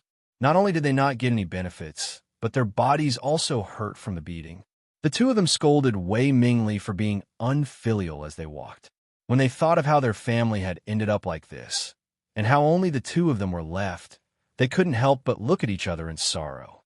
Granny, I think we should look for Mingli. There's only hope if you follow her. When a mother-in-law and daughter-in-law saw the glamorous Wei Mingli just now, they simply couldn't believe their eyes. Ever since their entire family was chased out of the Marquis's estate with old Madame Xiao, their luck had deteriorated day by day, and their lives were not as good as before. Therefore, when they saw Wei Mingli, who had disappeared for almost half a year, suddenly become so rich, they simply couldn't believe their eyes. Mingli is so ruthless. I think she won't acknowledge us anymore. Granny Nio sighed. Then what should we do, Granny? Chapter 1420. The two abruptly stopped in their tracks as they stared in horror at the dozen or so local ruffians surrounding them with clubs. Who are you people? The mother-in-law and daughter-in-law hugged each other as they trembled, a bad premonition slipping through their hearts. When Wei Mingli left just now, they both noticed the hint of loathing and hatred she was suppressing in her eyes. Was it like this? But the two of them were at least her only remaining close relatives in this world. Brothers attack. Our employer said it. Beat them death, ha ha. A group of ferocious ruffians rushed forward and surrounded the two powerless women. They raised their clubs and gave them a good beating without any explanation. Soon, a personal guard appeared in Wei Mingli's carriage. Reporting to Miss, those two old women have already been beaten to death in the back alley by the local ruffians. Their corpses were fed to the wild dogs. Excitement flitted across Wei Mingli's eyes, and she nodded. Well done. She would repay these people who had tormented her in all sorts of ways and treated her terribly in the past bit by bit. Just wait. A shrewd glint flitted across Wei Mingli's eyes, and she lifted the curtain. She saw a carriage hurrying over on the official road across from them. Wei Mingli abruptly let go of the curtain and took a deep breath. Get ready. Yen had received definite news the moment he came out of the town hall that his little crown princess had run off on Qingwan. Thus, he decided to head to the North City Gate to find his wifey and also welcome the late second prince of Southern Bailey, Bailey Shi. However, the carriage had just stepped onto the official road of North Main Street and hadn't gone far when another carriage suddenly sped over. The accompanying guards' faces darkened, and they were just about to step forward and shout for these two bold carriages to stop and not disturb His Highness the Crown Prince's grand self. Unexpectedly, a startling change occurred in that instant. A wheel suddenly flew out of the oncoming carriage, and the entire carriage swerved and crashed straight into Prince Mo's carriage. If they were hit head-on, Prince Mo's carriage would also be knocked askew. Then should he still go and fetch his wife? Should he meet Bailey Shi? Yen put down the bamboo tube in her hand and put back the information she had received from the other bases. As soon as she raised her head, she heard the coachman's terrified roar. The carriage immediately tilted to one side, until there was a loud crash. Yen suddenly saw darkness in front of his eyes, as if another carriage was pressing down on his carriage. Crown Prince Mo's carriage driver shrieked in fright, and he steered the carriage to adjust repeatedly. However, the other party's carriage was firmly pressed against their carriage like this, so no matter how he steered, the carriage still tilted in one direction. Boom! Prince Simon naturally wouldn't stay in the carriage like an idiot. After gathering all the information in the carriage into his inner world, he broke through the roof of the carriage and exited. At this moment, a slender figure also climbed out of her own window. She was about to stumble into the crown prince's arms. The group of guards running after the carriage shouted angrily, "Your Highness!" They saw His Highness valiantly kick away the woman who had fallen to his side, that no one else could do this. Everyone thought only their crown prince could do such an unreliable thing. Such a delicate girl. She must have had 8 lifetimes of bad luck. They saw the person who flew out in a parabola dot with a PIU. She flew far away and landed heavily on the ground. She would probably have a nosebleed from the fall. I'll be busy until Friday. I might have to move it to Saturday, depending on the situation. Goodbye, Wave. Chapter 14:21. The guard swarmed forward to check on the woman who was sprawled on the ground and hadn't moved for a long time. A guard hurriedly stepped forward and said, "Your Highness, she's fainted." What a joke. How many people in this world could withstand a flying kick from His Highness? Perhaps this unlucky woman still hadn't figured out how she had flown out. Miss, who are you people? Why are you treating my miss like this?" The coachman crawled over and cried out in a panic. Prince Mo glanced at him. Then his gaze landed on the other party's hands. That coachman reflexively looked down. There was nothing else in his 2 chubby hands that were as white as radishes. Mo Yin curled her lips mockingly. She turned and leaped onto the horse that the guards had brought over and rushed toward North Main Street without looking back. Cough, cough, cough. When Wei Mingli woke up, she felt an excruciating pain in her chest. That man's flying kick just so happened to land right on her chest, making her feel as if her chest was about to collapse in that instant. My heavens, how could there be such an insensitive man in this world?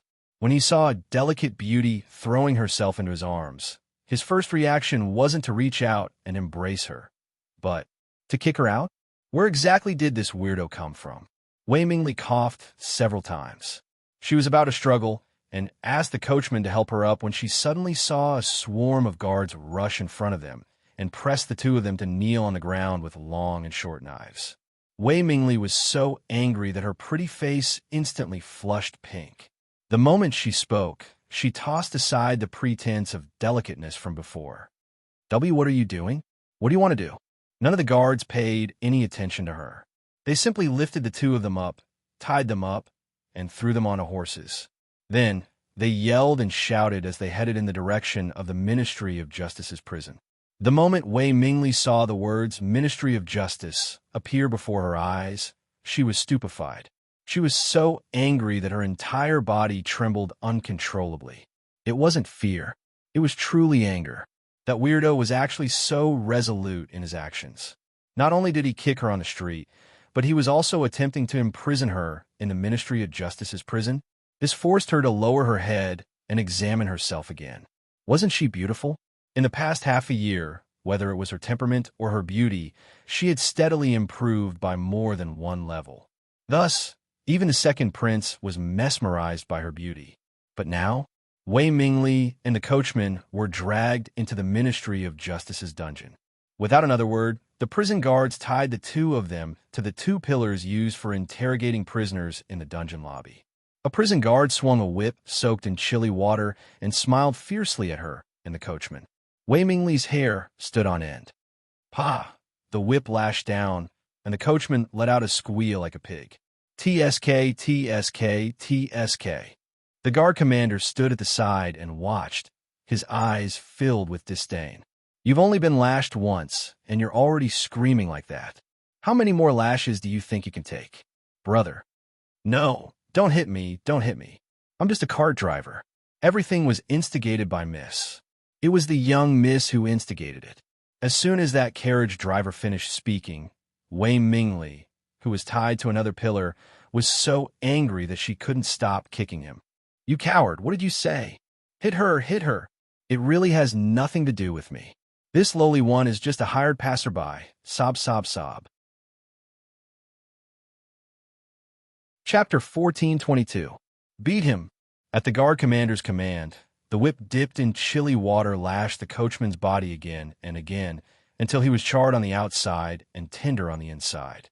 It was only then that Wei Mingli felt scared. Her body, which was tied to the pillar, trembled nonstop against the pillar. She was truly scared. That day, when she saw His Highness the Crown Prince chase them out of the marquee of Jiuan's estate, she should have known that this crown prince was very cold-blooded and heartless. He wasn't someone to be trifled with at all, but there was no medicine for regret in this world. Before she tried, she thought that she would definitely capture this man's heart with her beauty and figure. It was only after she tried that she realized how naive she and His Highness the Second Prince were. This mission that His Highness the Second Prince assigned was simply impossible to complete, because His Highness the Crown Prince was completely heartless and extremely cold. He wouldn't be moved by her, Wei Mingli, because she was a woman, and he definitely wouldn't be intoxicated by her beauty and be unable to extricate himself like other men. How terrifying! Wei Mingli shuddered all over and reflexively swallowed. At this time, the jailer had already knocked out the white, fat man next to her. He was in a rather wretched state. His perfectly fine white robes hung in strips on his body, and whip wounds covered his face, body, and the back of his hands. At this time, he was already breathing out more than he was breathing in. "Miss, it's your turn now. See, are you going to confess properly? Or are you going to be fiercely whipped like this man before confessing properly?" The jailer's eyes roamed over her voluptuous body as he spoke with a wicked smile. Wei Mingli only felt her body tense, and an unprecedented nervousness crept into her heart.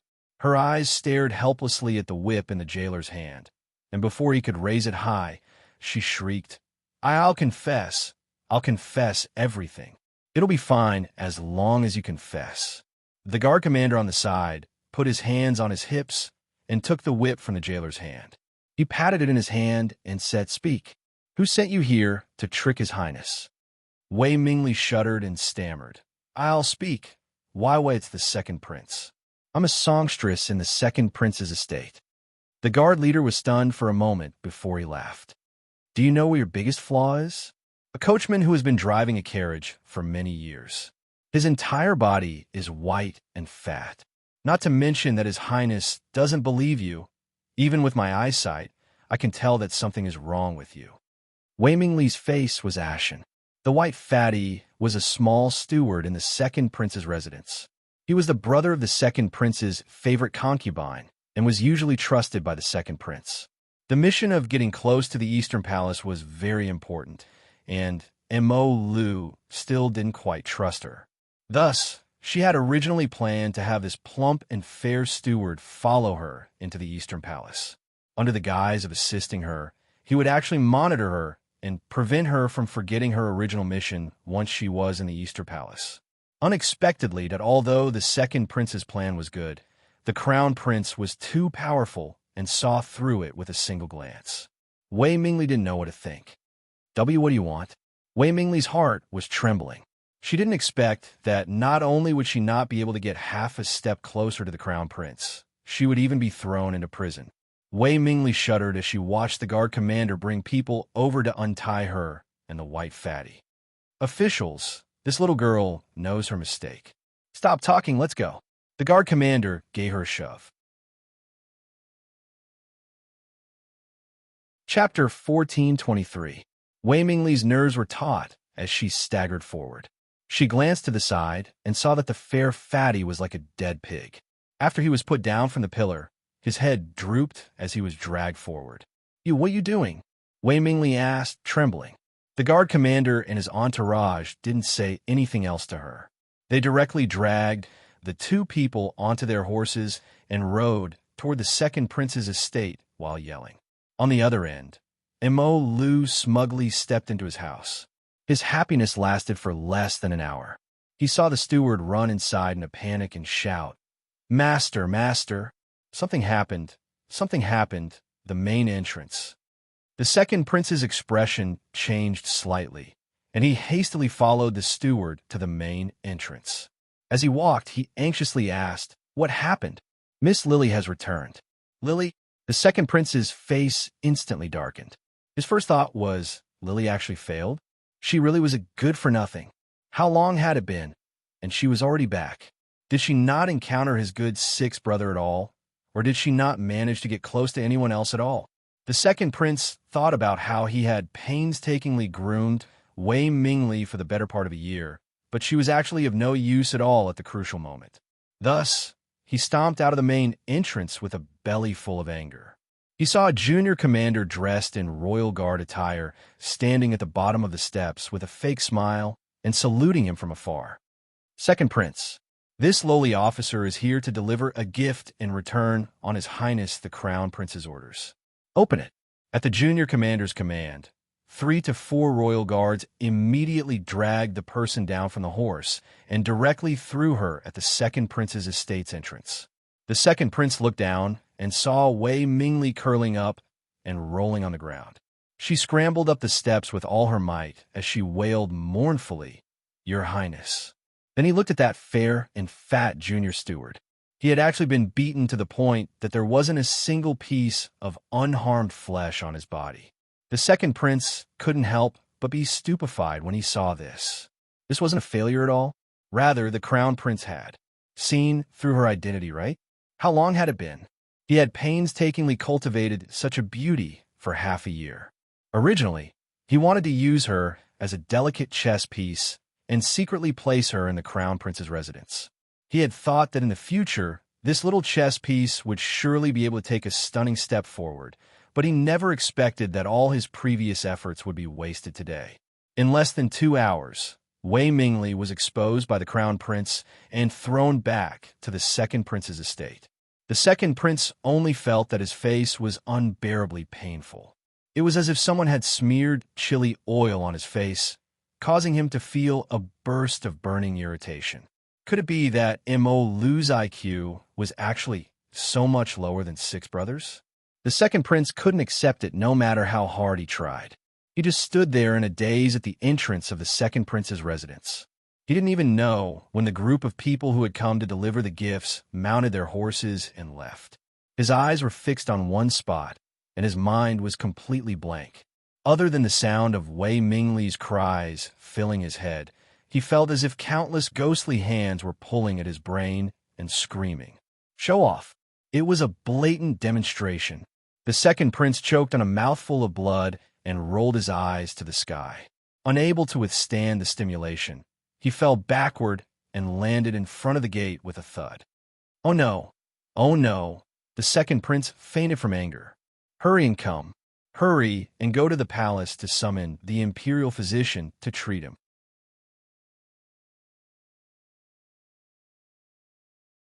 Chapter 1424. On the other side, His Highness the Crown Prince, who had just finished giving his second royal brother a big gift, finally felt a bit more at ease.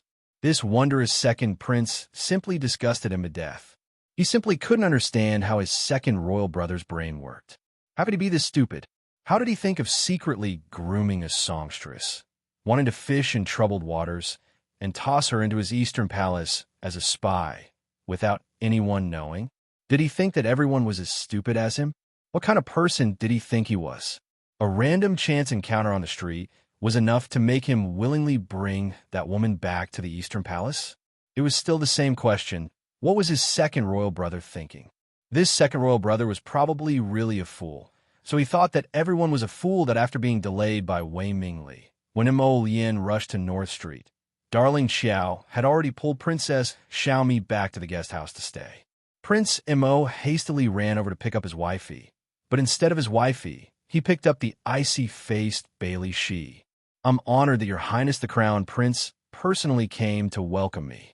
Bailey Shi cupped his hands towards His Highness and said expressionlessly, "His Highness the Crown Prince." He inwardly criticized, "Don't flatter yourself. We didn't come to pick you up."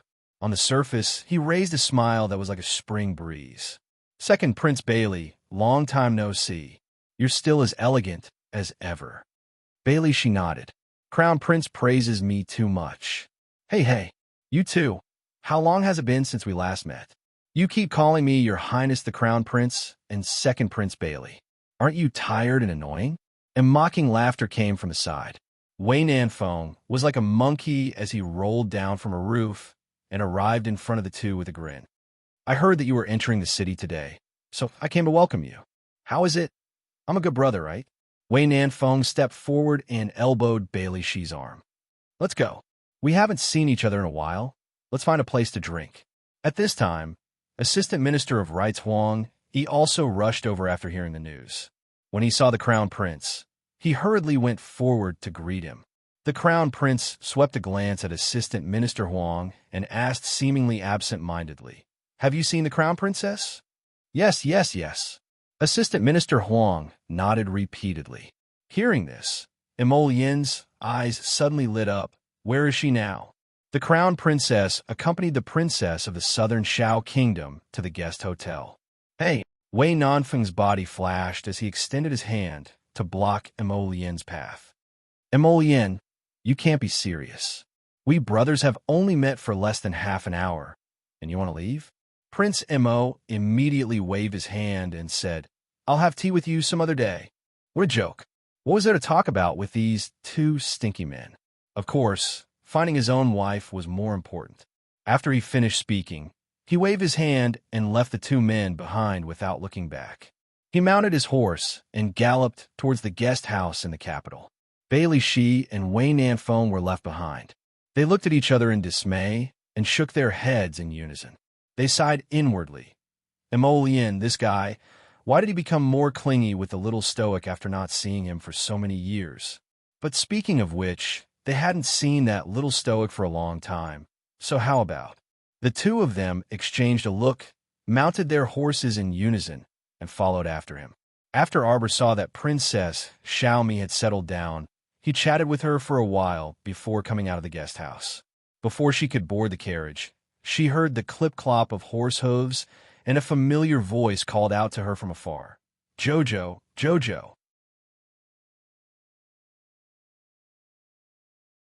Chapter 1425.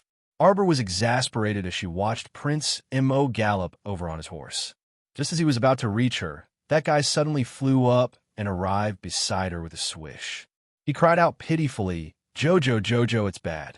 Hubby was almost taken advantage of by a scoundrel. Hurry and comfort hubby's nearly injured body and mind. Arbor, she couldn't take it anymore. Ever since they got married, this guy's skin had become increasingly thicker, and she couldn't reverse it no matter what. Arbor reflexively hugged his waist and patted it with her small hand. What scoundrel?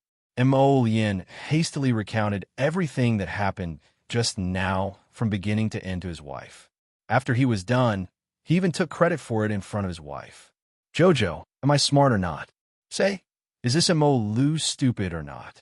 Where do you get the confidence to think that he could fool me with this kind of underhanded trick? Darling Xiao was a bit angry. Wasn't this Lu punished by the great king and grounded for 3 months? How come he can come out now? You know the old man. It's impossible for him to enforce orders and prohibitions. It's already good enough that he didn't change his orders constantly. When Emollien saw her serious expression, he quickly pinched her small face in amusement. Don't worry, hubby has always been careful and prudent. I absolutely won't be taken away by a scoundrel. Arbor pursed her small lips. Where are those two people? I sent people to throw them back to the second prince's estate. It's not like I can keep them for dinner. Apparently, second royal brother was so angry that he fainted. Serves him right. A cold glint flitted through Arbor's eyes. He got off easy. Of course I can't let him off easy like this. This guy's so good at jumping around. I'll find something for him to do. Oh, as expected, he forgets his brothers after getting a wife. Bailey, look, I guessed correctly. I knew this guy abandoned us and ran off. He must have come to see the little stoic. MHM. Bailey nodded expressionlessly. The two of them hadn't seen the little girl for a while, and they couldn't help but marvel in amazement when they saw her today. What an icy beauty with a face as bright as the moon and eyes as cold as the stars. After this little stoic grew up, she seemed to make people unable to take their eyes off her. What are you looking at? Emollien pettily hooked his hand and pulled his wifey into his arms. Xiao Xiao, ignore them. We're going home. Arbor nonchalantly nodded his head. His gaze only swept over Wei Nanfeng and Bailey Shi's faces before withdrawing. Too heartless. Wei Nanfeng let out a howl. Arbor turned a blind eye to him. He turned back to look at Bailey Shi and nodded. Thank you for the ebony pieces. It's no trouble at all. Bailey Shi nodded with an indifferent expression. This is for you. The little stoic waved her hand, and a brocade pouch landed in Bailey Shi's hand. I see that you're about to break through to level 13. There are 2 level 13 mystic breakthrough pills in the bottle, which should be able to help you break through smoothly. Although the little stoic was expressionless, her words seemed to stir up 1,000 ripples. Bailey Shi and Wei Nanfeng were both flabbergasted, especially our dear Wei Nanfeng, who was originally waving the folding fan in his hand flirtatiously and confidently. He was so frightened by Arbor's words that his fan fell to the ground with a clatter.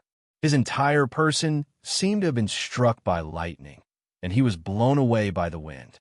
Princess Mi said that you two are about to get married, so this can be considered my wedding gift to you in advance.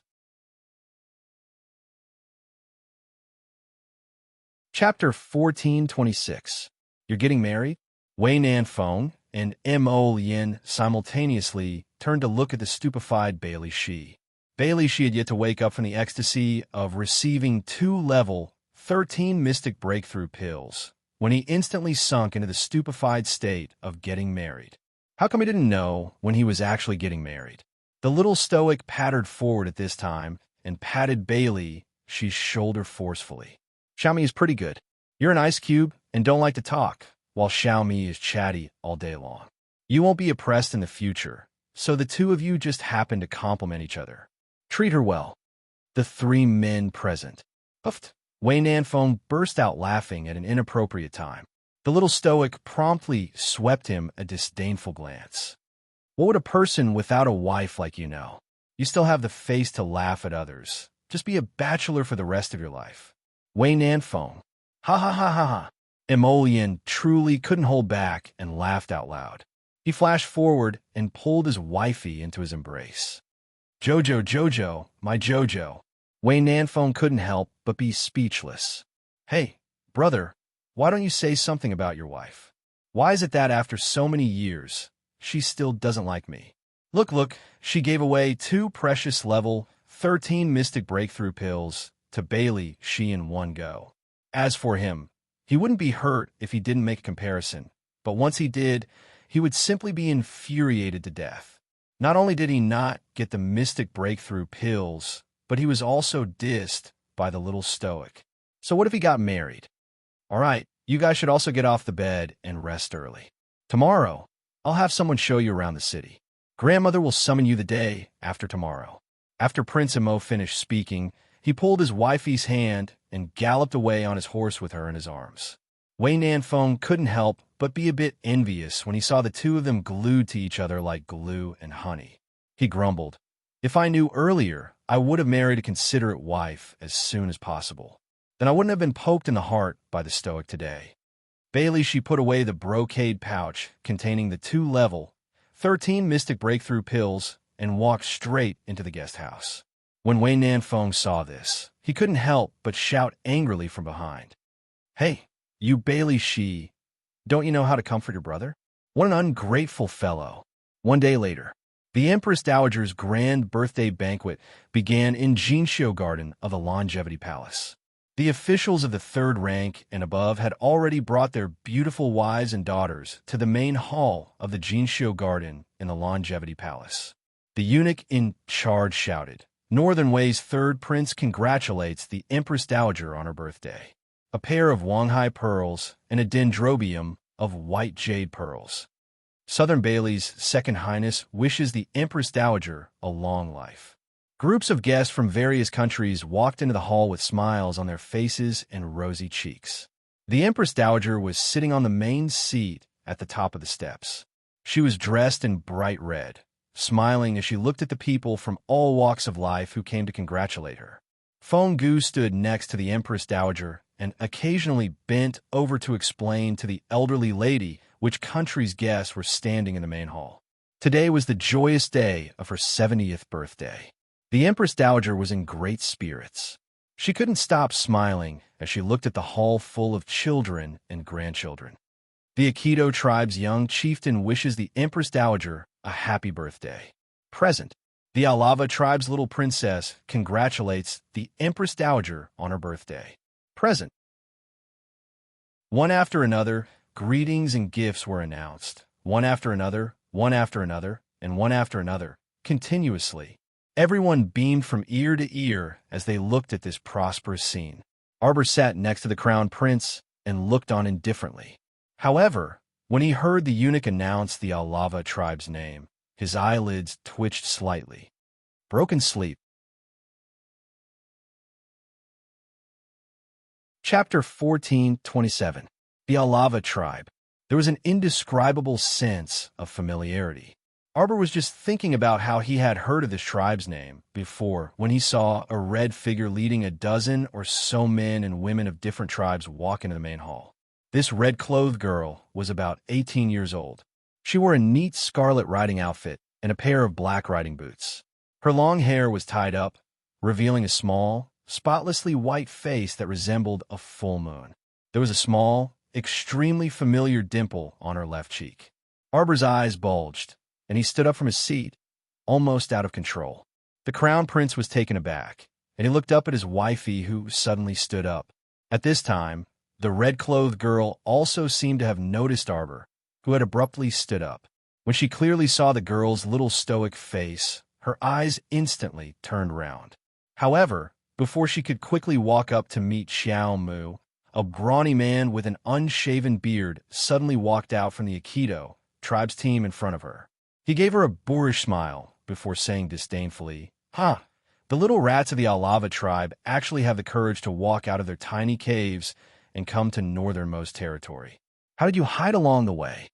The people of the Aikido tribe roared with laughter, completely disregarding whether they attracted the attention of the other guests, as they publicly berated the red-clothed girl from the Alava tribe. The red-clothed girl unsheathed her sword and slapped it on the brawny man's chest, pushing him back with all her might. She said with an icy expression, "Today is Northernmost Queen Dowager's birthday, so this girl won't lower herself to your level." Scram! The Aikido tribe's brawny man with a stubble immediately jumped up and furiously swung his fist at the red-clothed girl. His action incurred the displeasure of northernmost officials, and they all looked at him coldly with suppressed anger in their eyes. However, because he was a guest, and the great king and the queen dowager had yet to speak, they naturally couldn't be the first to criticize him. Swish, swish, swish, smack. A crafty green vine drilled out of nowhere and directly transformed into the shadow of a whip, fiercely whipping the brawny man's elbow-sized fist. Ow, wow! The brawny man howled uncontrollably as a bloody mark appeared on his fist after being hit by this blow. Among the people present, some of the sex and family heads who were invited couldn't help but twitch their mouths. Here it comes, here it comes, here it comes again. This unlucky man could have made a move in front of anyone, but he actually dared to be so arrogant in front of the little crown princess. Although most people didn't know who did it, they were all secretly pleased. The people of the Aikido tribe actually disregarded their dignity and attacked another group of guests from Northern Moi at the Queen Dowager's banquet. They should indeed be taught what etiquette was. Who attacked me? Who? The bearded man angrily turned his head, his gaze searching the hall back and forth. Everyone was glaring at him with sullen faces. Even the Empress Dowager, who had been smiling all the time, suddenly darkened her face. Her somewhat angry gaze fell on the big man's face. The great king slammed the table and said angrily, "Who are you? How can you be so rude?" The bearded man was still somewhat respectful and fearful of the great king of Northern Moi. When he heard this, he hastily crossed his chest and bowed respectfully to the great king. "Honorable Northern Moi great king, this lowly one is the Chiliarch of the Aikido tribe, Kason. This lowly one has come with our young chief to offer birthday gifts to Her Majesty, the Empress Dowager of Northern Moi."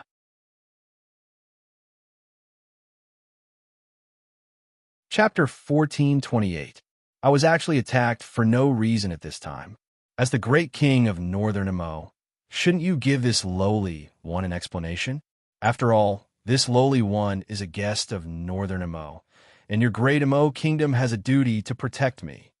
Everyone couldn't help feeling indignant at Kaysen's rascally appearance. Give you a bullshit explanation. You were the first to attack someone at the Empress Dowager's birthday banquet, and you still have reason? Now that someone had secretly attacked you, you actually have the face to complain tearfully to the Great King for an explanation? The people from the Aikido tribe, standing to the side, didn't make a sound.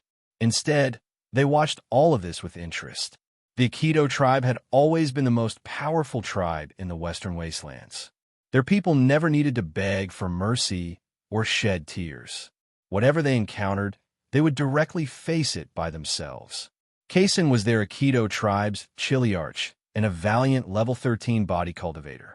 They believed that with Kaysen's ability, he definitely wouldn't be at a disadvantage. However, they seemed to be overly confident. I'll give you an explanation. An icy voice came from the front of the main hall. A red figure flashed, and the person landed in front of Kaysen. There wasn't the slightest bit of expression on her snow-white face, and there was only a solemn and chilly air. Kaysen was taken aback, and a trace of amazement suddenly rose in his eyes. However, before he could tease her, an enormous force suddenly attached itself to his body. Kaysen was greatly shocked, completely not expecting that this little girl would actually attack as she pleased. Before he could say anything, he was lifted up by the enormous force and fell out of the main hall. Kaysen simply didn't know what was going on. However, everyone else in the main hall saw everything clearly and without a shadow of a doubt. The young crown princess didn't allow any explanation as she sent a palm flying through the air. Dense mystic energy slapped Kaysen's body, sending him flying out. Just one move was enough to send a level 13 body cultivator flying like a little chick. The force behind that slap was probably at least 1,000 pounds. The expressionless little crown princess dashed out of the main hall in a single stride. Before the unlucky Kaysen could get up from the ground, a palm formed by the earth spirit firmly covered his body. At the same time, everyone in the main hall rushed out like a swarm of bees. To watch, Kaysen was slapped by an earth spirit's palm and sunk into a flower bed of various sizes, forming a rather ridiculous human-shaped pit. He spat out a mouthful of blood as nourishment for the flower bed. Cough, cough, cough. Kaysen looked at the little girl in shock. He had never imagined that he, a 13th level body cultivator, would be unable to withstand a single blow from this little girl. What was going on? Even if this little girl had started to absorb the heaven and earth profound energy in her mother's womb, she shouldn't have grown to this extent. Arbor took out an ice sword that glinted with awe-inspiring light. He looked at him coldly and said, "Today is grandmother's birthday. I'll spare your life. Don't provoke me. You won't be able to bear the consequences." The little stoic calmly threw down this sentence before turning around and walking towards the woman in red. Unexpectedly, the woman cried out in alarm, "Junior sister, be careful." "Kaysen, stop right there." ACI bellowed angrily. Kaysen swept over from behind with a sinister and malicious glint in his eyes. He clenched his fists and hammered two enormous forces at the back of the young crown princess's head.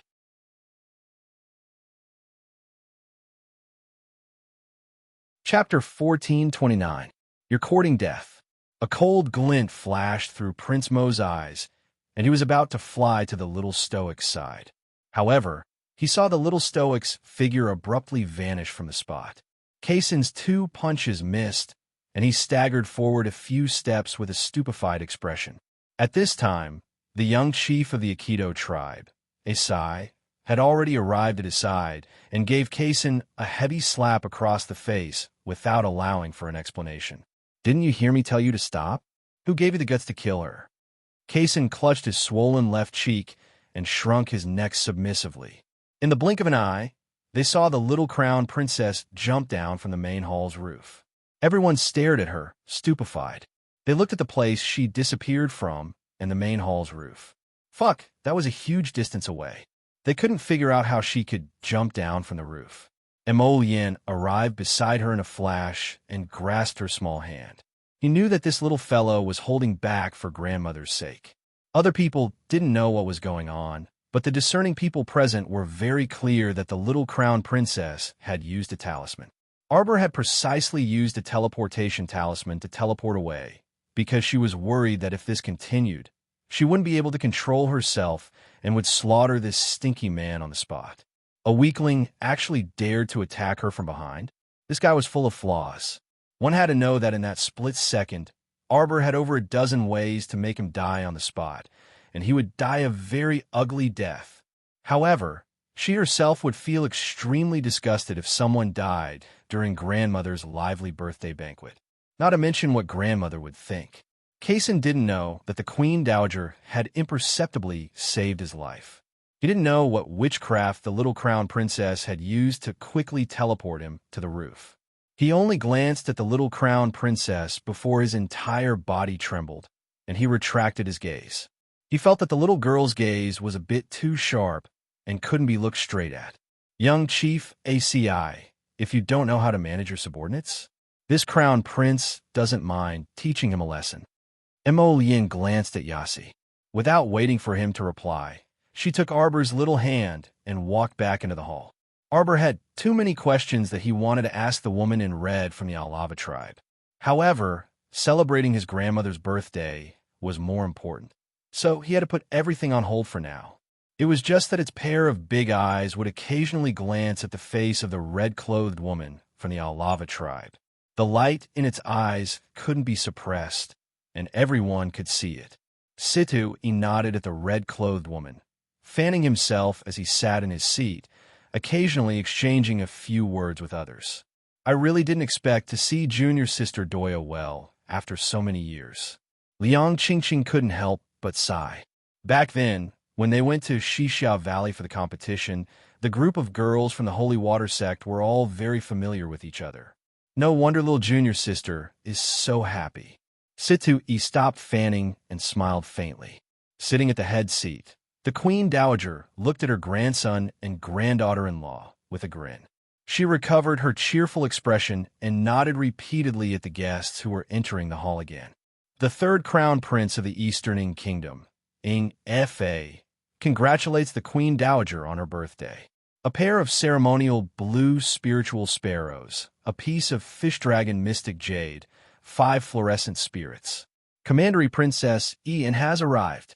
Following this announcement, Ian slowly walked in from outside the main hall in a gorgeous and dazzling robe with fluttering sleeves. She instantly attracted all the guests' gazes. As expected of the Commandery Princess, who has always been by Her Majesty the Queen Dowager's side. Beautiful, generous, and lovely. Chapter 1430. Although the volume was not loud, Commandery Princess enjoyed hearing the praises that came from all around her. They were all praising her with all their might. Sure enough, she was also excellent. She knew it. She was not inferior to that crown princess at all. It was just a pity that His Highness the Crown Prince kept a distance from her from beginning to end, unwilling to look her in the eye. Otherwise, she would definitely let him know how good she was. Commandery Princess gracefully walked to the bottom of the steps with a graceful smile. She bowed docilely to the Queen Dowager and said softly, "Ian wishes Her Majesty the Queen Dowager good fortune, longevity, and good health." Ian especially prepared a small gift for the Queen Dowager to express Ian's filial piety. Su-er, who was bowing behind her, hastily raised a large red tray above her head. On top of it was a large red 100 lifespan painting, which was exquisitely and ostentatiously presented to everyone. Wow! The Commandery Princess personally embroidered a 100 lifespan painting for Her Majesty the Queen Dowager. As expected, her filial piety is commendable. Look at this 100 lifespan painting. It is about several meters long and exquisitely embroidered. It can be seen at a glance that she put in a lot of effort and time. That's right, that's right. It seems like it's not just this 100 lifespan painting. There's also a porcelain bottle. When Ian heard everyone mention the porcelain bottle on the tray, she couldn't help but reveal a smug expression. Inside the porcelain bottle is a high-grade prolongation pill. I hope it will be useful to Her Majesty, the Queen Dowager. Wow. The main hall was abuzz with discussion. Could it be that Commandery Princess Ian was the one who bought a prolongation pill at an astronomical price at the House of Treasures last time? Oh, I also heard about this. Everyone praised Commandery Princess Ian with smiles. Her filial piety moved the heavens and moved the earth. In order to increase Her Majesty the Queen Dowager's lifespan, she did not hesitate to spend an astronomical price to purchase a prolongation pill. With Her Majesty the Queen Dowager's level 14 phenomenal success cultivation as a mystic cultivator, consuming a prolongation pill was actually not that effective. Although prolongation pills were high-grade pills, the higher the cultivator's cultivation, the less effective they were. Moreover, they heard that this prolongation pill that the House of Treasures was auctioning was only a middle-grade pill. Due to the different grades of medicinal pills, their medicinal effects would naturally differ greatly. If the Empress Dowager took this middle-grade prolonging life pill, it would at most increase her lifespan by 1 or 2 years. However, this was still a good amount of time. Cultivators who didn't wish they could have a longer lifespan, so they could have more time to break through. The Queen Dowagers were the Queen Dowager's eyes to end, especially the heads of the aristocratic families who had been invited. Their shrewd old eyes shifted to the porcelain vase one after another. The Queen Dowagers as dowagers. In Dowager Douse eyes of her queens in her. Douse the Queen Dowager's gaze flickered, and she glanced at Commandery Princess and indifferently before nodding with a smile. I've troubled you. Dowagers was, but then, after the Empress Dowager took the prolonging life pill and reaped the benefits, she would naturally treat her as well as she did in the past. This estrangement was only temporary. Everyone seems to be curious about the prolongation pill. Since that's the case, then pass it around for everyone to peruse. Yes, Queen Dowager. The junior supervisor eunuch hastily walked down with a large red tray. Everyone was overjoyed, and they passed it around to look at the pill inside the porcelain bottle. The little stoic was startled. Someone turned around with a smile to look at the pill patrician family's patriarch and the two young sirs. Chapter 1431. Family Head Sheen, eldest young master, second young master, you three are pill experts. May I know how much lifespan this prolongation pill can extend for the Queen Dowager? The one who spoke was second Master Wu of the Wu family. His old eyes fell on the small porcelain bottle, and he almost could not take his eyes off it. Qin Guolu smiled faintly and stood up solemnly. He cupped his hands at the Queen Dowager and said, "The prolongation pill that the Commandery Princess purchased is a middle-grade advanced-level prolongation pill. According to its effects, if the Queen Dowager were to consume a middle-grade prolongation pill with her cultivation, perhaps. Cough. The lifespan it can extend will not exceed half a year at most." As soon as Qin Guolu finished speaking, there was an uproar below. Rumors had already spread outside that this middle-grade, advanced-level prolongation pill that the House of Treasures had auctioned off had been sold for the astronomical price of 170,000 high-grade mystic currency. Wasn't it a bit of a loss for such an astronomical price to only extend the Queen Dowager's lifespan by half a year? Although everyone was criticizing her in their hearts, they were all flattering her on the surface. Omega Kitoko looked up slightly, and her gaze swept past the little stoic's face so quickly that it was almost undetectable. However, the little fellow was still keenly aware of the oppressive gaze. When she looked over, she only saw that everyone in the main hall was talking loudly about the life prolongation pill. She didn't notice any suspicious gazes at all.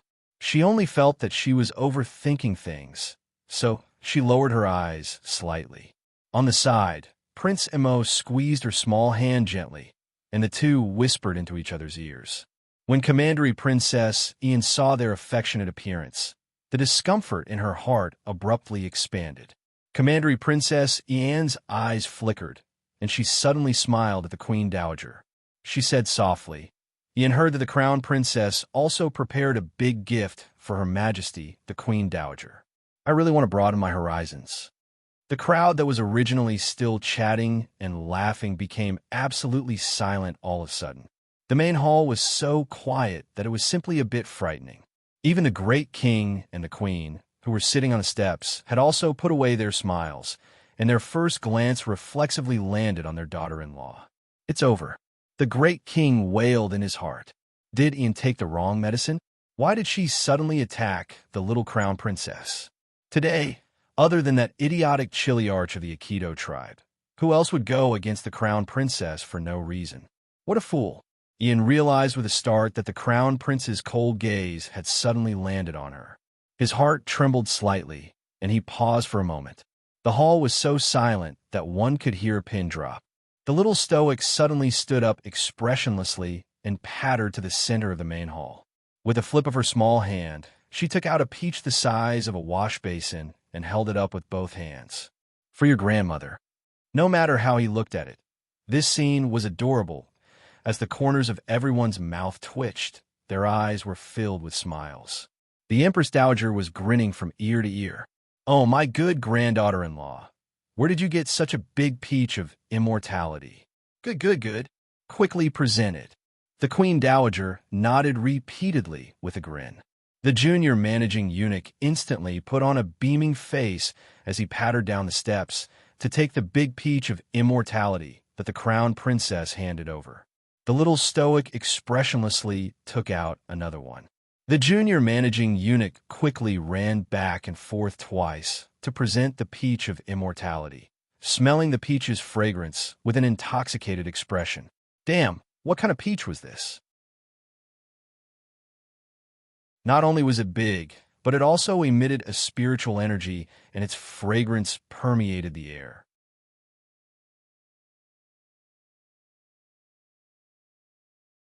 Chapter 1432. When the little crown princess took out those two peaches, everyone could smell the fragrance filling the hall, and they involuntarily swallowed their saliva. It was as if their eyes were glued to the peaches, and they couldn't shift their gazes away. The 12th prince even jumped up exaggeratedly. "Eldest sister-in-law, this peach, it's such a big one." Mo Yin speechlessly facepalmed and shot the little 12th a glare. "Shut up." The 12th prince pursed his lips aggrievedly and sat down pitifully, muttering softly, "Eldest sister-in-law, Yuer's birthday is also coming up soon." Everyone, the little stoic glanced at him before retracting her gaze and looking at the junior steward eunuch who was jogging toward her again. Arbor beckoned the junior eunuch over with his small hand. The junior eunuch quickly ran over while bowing and saying with a chuckle, "Crown Princess." That little stoic expressionlessly flipped her small hand, and two white and clean small porcelain bottles and a small jar appeared in her hand. She tossed them all into the junior eunuch's hands. For grandmother. The old Queen Dowager was holding a large immortal peach and examining it carefully, grinning from ear to ear. When she heard this, she quickly looked up and looked at the two small porcelain bottles and the small jar that the junior eunuch had brought over. The Queen Dowager was moved, and she asked curiously with a smile, "What are these, granddaughter-in-law?" 3 prolongation pills. Everyone, 1 level, 15 mystic breakthrough pill. Everyone, and a box of beautifying ointment. The entire main hall once again sank into a deathly silence. This time, no one really spoke anymore. Everyone sat there quietly, gazing at this stoic-faced little crown princess as if they were looking at a guest from another star domain. Impossible. Ian barely controlled her belly full of anger and looked up, but she still couldn't resist giving the crown princess a mocking look. Could it be that you want to tell everyone that you're a pill alchemist? Don't mention that beautifying ointment. I've never even heard of it. No one in the entire Seacone planet can refine something like a level 15 mystic breakthrough pill. Don't think that just because I don't know how to refine pills, I don't know about medicinal herbs. I heard that the fire spirit rhinoceros leaf, an essential medicinal ingredient for refining a level 15 mystic breakthrough pill, has long been extinct on Seacone planet. As she spoke, she once again glanced mockingly at the stoic face. Without the fire spirit rhinoceros leaf, what materials will you use to refine a level 15 mystic breakthrough pill? She wasn't the one who refined it, all right? That level 15 profound breakthrough pill was Long Chuyun's creation. She was merely using it to present Buddha with borrowed flowers. However, the little stoic, whose natural disposition was undisciplined and disinclined to explain, naturally wouldn't waste words with her. She cast her a glance before pattering back to the crown prince's side and sitting down. Everyone was speechless. Duan Yu was unbearably amused. He only heard Commandery Princess berating the crown princess with all her might, as though she wanted to expose something. The fire spirit rhinoceros leaf is the sole ingredient used to concoct the level 15 mystic breakthrough pill. It could be said that without this earth-grade medicinal ingredient, it was simply impossible to concoct a level 15 profound breakthrough pill. Empress Dowager, it's better to be cautious so as to avoid. After that, she purposely stopped speaking, leaving room for other people to imagine, but who didn't know that her following words would definitely be so as to avoid accidentally consuming a fake pill, failing to break through and damaging her body instead. The little stoic creased her brows and suddenly pulled out a crumpled piece of paper from her inner world. Everyone looked at her in bewilderment. Sitting next to her, the crown prince saw everything clearly, and his mouth involuntarily twitched. See you tomorrow.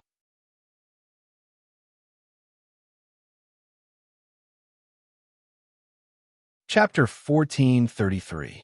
Duan Yu swept a glance over and immediately saw what the crumpled, tattered paper in the little stoic's hand was. It was a list of gifts that had been presented along with the gifts. The little stoic remembered that there was definitely something called the fire rhinoceros leaf among them. She flipped through it and finally found that gift list that included the fire rhinoceros leaf with much difficulty. Pursing her small lips, the little stoic stood up and flung that gift list just like that. The gift list fluttered down to the ground. Written on it were the details of the gifts. There were all sorts of miraculous elixirs and rare treasures. Tap, tap, tap. The little stoic was afraid that In could not see clearly due to her poor eyesight, so she walked up to Commandery Princess In and abruptly slapped that gift list at her face. See for yourself. Father Chiao, who was sitting with the officials, face-bombed in exasperation. Qin Guolu wasn't too sure if other people had seen the details of this gift list, but family head Qin had seen this gift list clearly. There were all kinds of rare medicinal herbs, medicinal pills, and all kinds of defensive artifacts. This was simply that unfilial son. Family head Qin glared fiercely at eldest young Sir Qin, who was face-palming. To be honest, the eldest young sir had presented such a generous gift back then in order to disgust His Highness the Crown Prince. Who would have thought that the little stoic would pull such a stunt for him today and even let family head Qin discover it with heartache? He had presented so many gifts. Cough, cough, cough that, although young Sir Omega Kitoku was expressionless, his gaze shifted to the eldest young sir's face. Who would have thought? This guy had actually presented such a generous gift.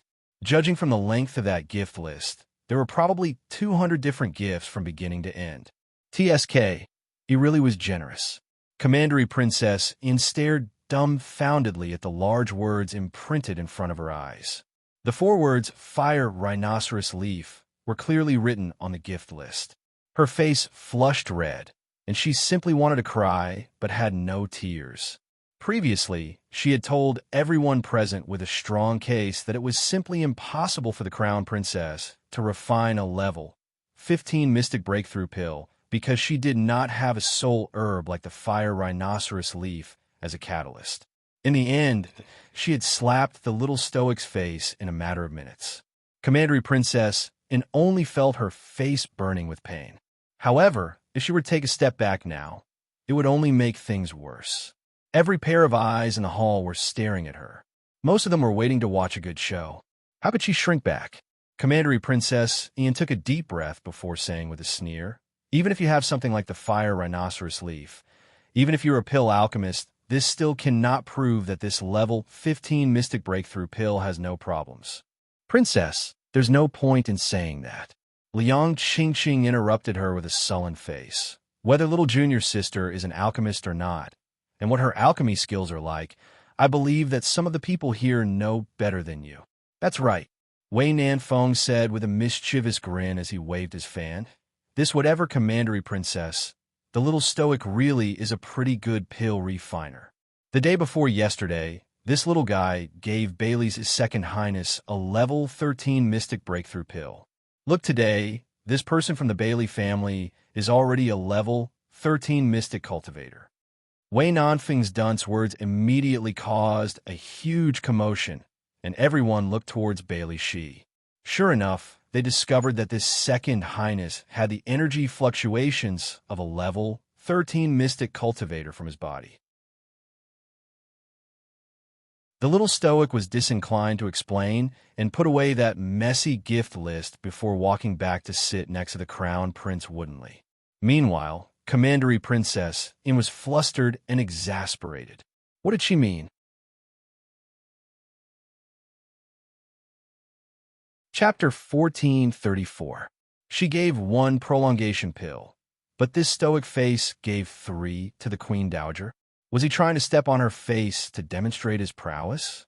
She had spent her entire fortune to buy a prolongation pill for Her Majesty, the Queen Dowager, with great difficulty, all for the sake of stunning everyone in the main hall today.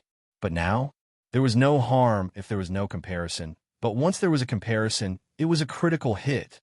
The stoic face was like a peerless nouveau riche, taking out 3 prolongation pills at the slightest disagreement. It was as though prolongation pills were as worthless as cabbages that could be found on the streets. How could she endure this?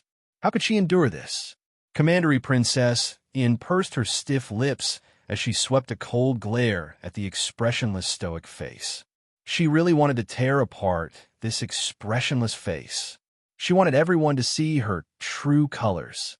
Hypocritical, vain, this little lady was not as carefree as she appeared on the surface, not caring about anything at all.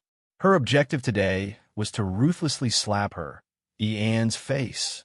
Abominable, abominable, abominable. If the little stoic could hear Ian's mental activities, she would definitely turn her nose up at her. You must be crazy. Who would have the free time to tear you down and slap you in the face? Who told you to be so unlucky, giving out a gift that was more or less the same as mine? Who was to blame? She could only admit that she was unlucky. You said that your bottle contains 3 prolongation pills. Then do you dare to pour one out and let Family Head Qin, the Elixir Patrician family, appraise it? Family Head Qin, who had gotten shot while lying down, looked at that commandery princess in astonishment. What was going on? Why did you drag this old man down with you? Can this old man say that he won't appraise it? Arbor didn't even bother to bat an eyelid and turned his face away, not wanting to talk to a fool. Prince Mo pinched her small hand in amusement before replying on her behalf, as you wish. However, this crown prince suggests that since Commandery Princess Ian's prolongation pill is to be appraised as well, then Family Head Qin should appraise it as well. Your Highness is right. The officials all nodded in agreement. Family Head Qin, please. Since someone was so eager to embarrass herself, then she had no reason to refuse. Arbor glanced at Commandery Princess Ian indifferently, but did not say anything. Qin Galu had no choice but to stand up and say, since your Highness has spoken, then this old man will appraise it. If there's anything wrong with what I said, please correct me. At this moment, the great king's interest was completely aroused. He hurriedly nodded and said, Family Head Qin, please. Qin Galu first picked up Commandery Princess Ian's pill. I already said earlier, this was a middle-grade pill with blue veins. After the Empress Dowager takes it, her lifespan will increase by half a year. Blue vein pills have their own pill fragrance. Everyone should be able to smell it. Everyone nodded in agreement.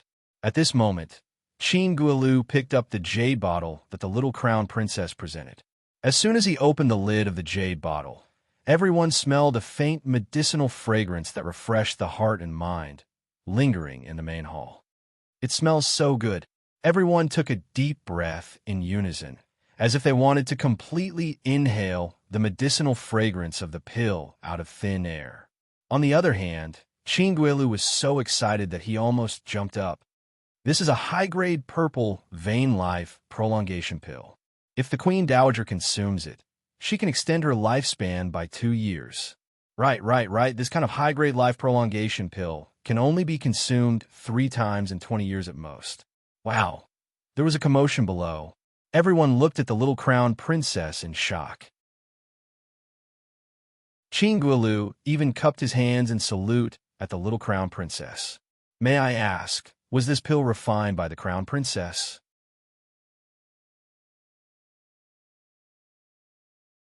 Chapter 1435. Impossible. In, who had originally wanted to expose the crown princess for using a fake pill to deceive the Queen Dowager, didn't expect that she would be the one to dig her own grave in the end. Commandery Princess In was so infuriated that her heart, liver, spleen, and lungs ached. She only felt that her face was unbearably hot. It was as if everyone was staring at her strangely, as if they were looking at an idiot. She couldn't tolerate this, especially when that family head Sheen actually said that this stoic face had personally refined such an impressive high-grade, advanced-level prolongation pill. So, how is this possible? Before the Crown Princess could speak, Commandery Princess In beat her to it with a high-pitched voice. She swept a glance at family head Sheen and said in a mocking tone, "The Crown Princess's cultivation is so high, so she must have spent a lot of time and energy on it. How could she have the spare time to become an advanced-level pill refinement master? In the entire Seacone planet, there are no more than 10 advanced-level pill refinement masters who can refine high-grade pills, and each one of them is an elderly man on the verge of death. The stoic face in front of you is merely 15 years old. Even if she started learning pill refinement in her mother's womb, there still wouldn't be enough time." Commandery Princess indirectly called the Crown Princess stoic face in her desperation. Everyone was speechless when they heard this. This Commandery Princess used a condescending expression to analyze the truth in front of her. Afterwards, she swept a glance at Family Head Sheen again before saying with a nonchalant shake of her head, "Family Head Sheen, your words are too laughable." Chinguelu was momentarily at a loss for words. Indeed, if these 3 advanced-level prolongation pills were truly refined by the little Crown Princess, then she was really too amazing. Not only did she have great accomplishments in cultivation, but she also had such great accomplishments in pill refinement. This sounded too unrealistic. However, this conceited Commandery Princess's tone inevitably made people uncomfortable. Chinguelu frowned and said rudely, "Only the Crown Princess knows best whether or not it is true." Commandery Princess's words seem a bit arbitrary. The little Crown Princess sat there without saying a word. Only those who were close to her could see that the child was extremely impatient. This Commandery Princess was unwilling to let go of her, which really made her feel gloomy. The little stoic stood up again and pattered to Chinguelu. She suddenly swiped her hand, and a large pile of porcelain bottles appeared in front of Chinguelu. Chinguelu glanced at her in shock, and his hand trembled as he opened one of them. Life Extension Pill. The second one was the Life Prolonging Pill. The third one was still a Life Prolonging Pill. The large pile of life prolongation pills made Family Head Sheen's jaw drop. Was this mass production of life prolongation pills? He tapped on the bottles and inspected them. Then he said in a trembling voice, 100 bottles of life-prolonging pills. Pills. Gulp. Family Head Sheen realized that he could hear himself swallowing his saliva. 5 pills per bottle. Wow. Gasps could be heard from the hall. Everyone looked at the little stoic in shock. They simply couldn't imagine what kind of courage it took to take out 500 prolongation pills all at once. Is it really okay for you to scare people like this? After a moment of silence, the hall suddenly erupted with shouts. Crown Princess, I'll buy it. I'll buy it. I'll buy it. Are these life prolongation pills for sale? Crown Princess, sell one to me. In an instant, the entire hall had turned into a wet market. Everyone was so excited that they wished for nothing more than a pounce on this pile of pills. Chapter 1436.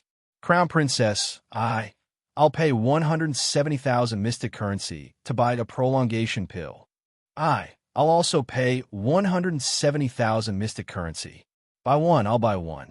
Crown Princess, I'm begging you, sell the prolongation pill to me. Crown Princess, I'll pay 1 million mystic currency. Can you give me 6 prolongation pills at a cheaper price? Scram, you actually want 6 pills. The main hall was immediately filled with the sounds of people shouting prices and quarreling, turning the place into a chaotic mess. However, the little stoic swiftly put away the 100 bottles of prolongation pills and silently swept everyone a glance. That gaze was as disdainful as it could be, and it made everyone feel disgusted to death. Duan Yu guffawed and waved the raven bone fan in his hand, saying with a grin, "How could Jojo lack your bid of mystic currency?" Everyone thought about it and realized that this was true. Mystic currency wasn't created by the imperial court, so the little crown princess could have as many mystic currency as she wanted with a stretch of her hand. Hence, everyone clamored again. Then Crown Princess, how about this? How about I use a black rank medicinal herb to exchange for a prolongation pill? The little stoic turned to look at family head Qin, who spoke and nodded reluctantly. What black rank medicinal herb will you use to exchange with me? 50 stalks of interlocking chain herb. This price was high enough, right? That was 50 stalks of black rank medicinal herbs for a high rank pill. No matter how one looked at it, the little stoic crown princess had a better chance of winning. Who would have expected that the little crown princess would shake her head? I already have this kind of black rank medicinal herb. What? Family head Qin widened his eyes and reflexively turned to look at eldest young Sir Qin, who had turned his face to the side. Unfilial son, completely disregarding the clan's interests and acting willfully and recklessly. If the clan head knew, he would definitely severely punish eldest young sir. Right out of wait, the second young sir was also the one who gave the gift. The two young sirs should be severely punished together. Family head Qin ground his teeth and then asked, "Wind throat flower?" The little stoic shook her head again. After shaking his head several dozen times in a row, Qin Galu was so infuriated that he wished for nothing more than to immediately jump over and beat eldest Qin up. In the end, he finally reported a black ring material called Earth Date Leaf. The little stoic's eyes brightened slightly, and she nodded, agreeing to family head Qin's request to exchange 50 Earth Date leaves for 1 prolongation pill. Family head Qin's heart ached, but it was not a loss to exchange for a high-grade life prolongation pill. The rest of the people swarmed over like a swarm of bees, wanting to exchange longevity pills with the little crown princess. However, he was stopped by the crown prince's gaze. Only then did he take a few steps back in embarrassment. Prince Imo led his little wife back to their seats and looked up at the crowd. Those who want to use precious herbs, magic treasures, and forging materials to exchange for longevity pills. When the banquet is over, register yourselves. When the crown princess finds it feasible, she will send someone to inform you to exchange. Only then did everyone excitedly return to their seats. In their hearts, they were all secretly calculating what precious items they should use to exchange for a life-prolonging pill from the crown princess. Commandery Princess, who was standing in the center of the main hall, had been in a daze for a long time. This continued until the Queen Dowager couldn't stand it anymore and coughed lightly, saying, "And if you don't have any questions, then go down and take a seat." Ian instantly felt her cheeks burning, and she quickly lowered her head. She quickly strode back to her seat. During the rest of the banquet, Commandery Princess Ian kept drinking silently with her head lowered, not making any more noise. She truly didn't have the face to make any more noise.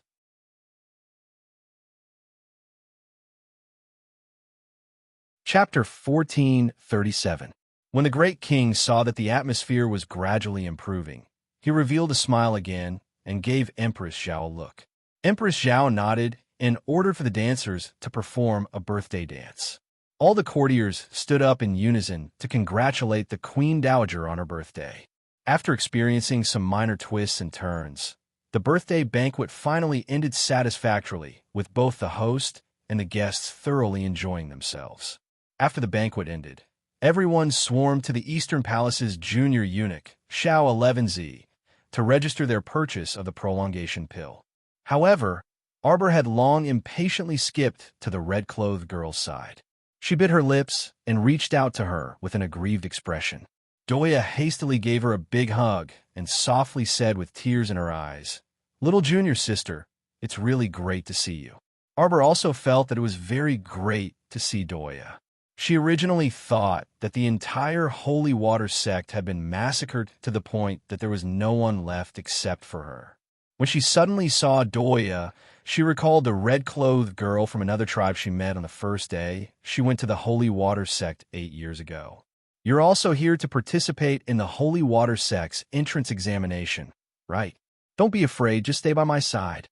We're from the western regions, a lava tribe. I'm called Doya. What about you? What's your name?" Some memories might seem distant, but when she thought about it now, it was as if they happened right before her eyes. They were so fresh that they could be touched. She thought that Doya had long died in that 6 prefectures massacre. She thought that her corpse had long dissipated from the world without a trace. That was because when she finally collected the sect's corpses alone in a daze, she only counted the corpses of 500 disciples. There were too many people who self-detonated in the sect that day, so the life lantern shadows in the ancestral hall were also incomplete. She hadn't seen everyone's life lantern shadows. The little stoic wasn't sure whether Doya was among the group of people who self-detonated. Arbor only felt sad and aggrieved at this moment, and some negative emotions firmly bound her. "Junior sister, don't be sad. If Marshal Uncle's spirit is in heaven, she also wouldn't want to see you like this." Doya reached out and gently patted her back. "Come, let's talk outside." Seeing that some people in the main hall had finished registering and kept glancing at them, Doya pulled the little stoic's hand and led her outside. Actually, they didn't have any ill intentions. It was just that they couldn't help but take a few more curious glances at the stoic-faced crown princess. Prince Imo had been paying attention to his wife's movements, but he did not go over to disturb her reunion with Doya. "Your Highness," Yin just ran away with her tail between her legs. Huifeng appeared beside Imo Yin and reported with a grin. The good show just now was really a little exciting. Yin had been publicly slapped in the face by the crown princess several times in a row. Even he felt his face hurt for her. Imo Yin's gaze gradually chilled. "She and the vassal prince of Nan are getting married the day after tomorrow." "That's right, the 10th of June. Imo Yin smirked. "Keep an eye on him.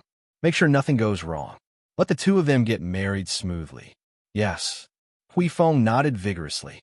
Doya pulled her little junior sister along and found a slightly more remote waterside pavilion in Brocade Garden, pulling her into the pavilion. At this time, it was already deep into the night, and the water's surface swayed under the moonlight with a gentle breeze. The two of them sat on the bow-shaped bench while leaning against the railing. The Alava tribe's clansmen were all standing far away outside the waterside pavilion, and no one came to disturb the senior sister and junior sister. Chapter 1438. Little Junior Sister. Doya tightly grasped her hands and said in a slightly choked voice, "I knew you would be fine." "Senior Sister Doya, can you tell me what happened to you that day?"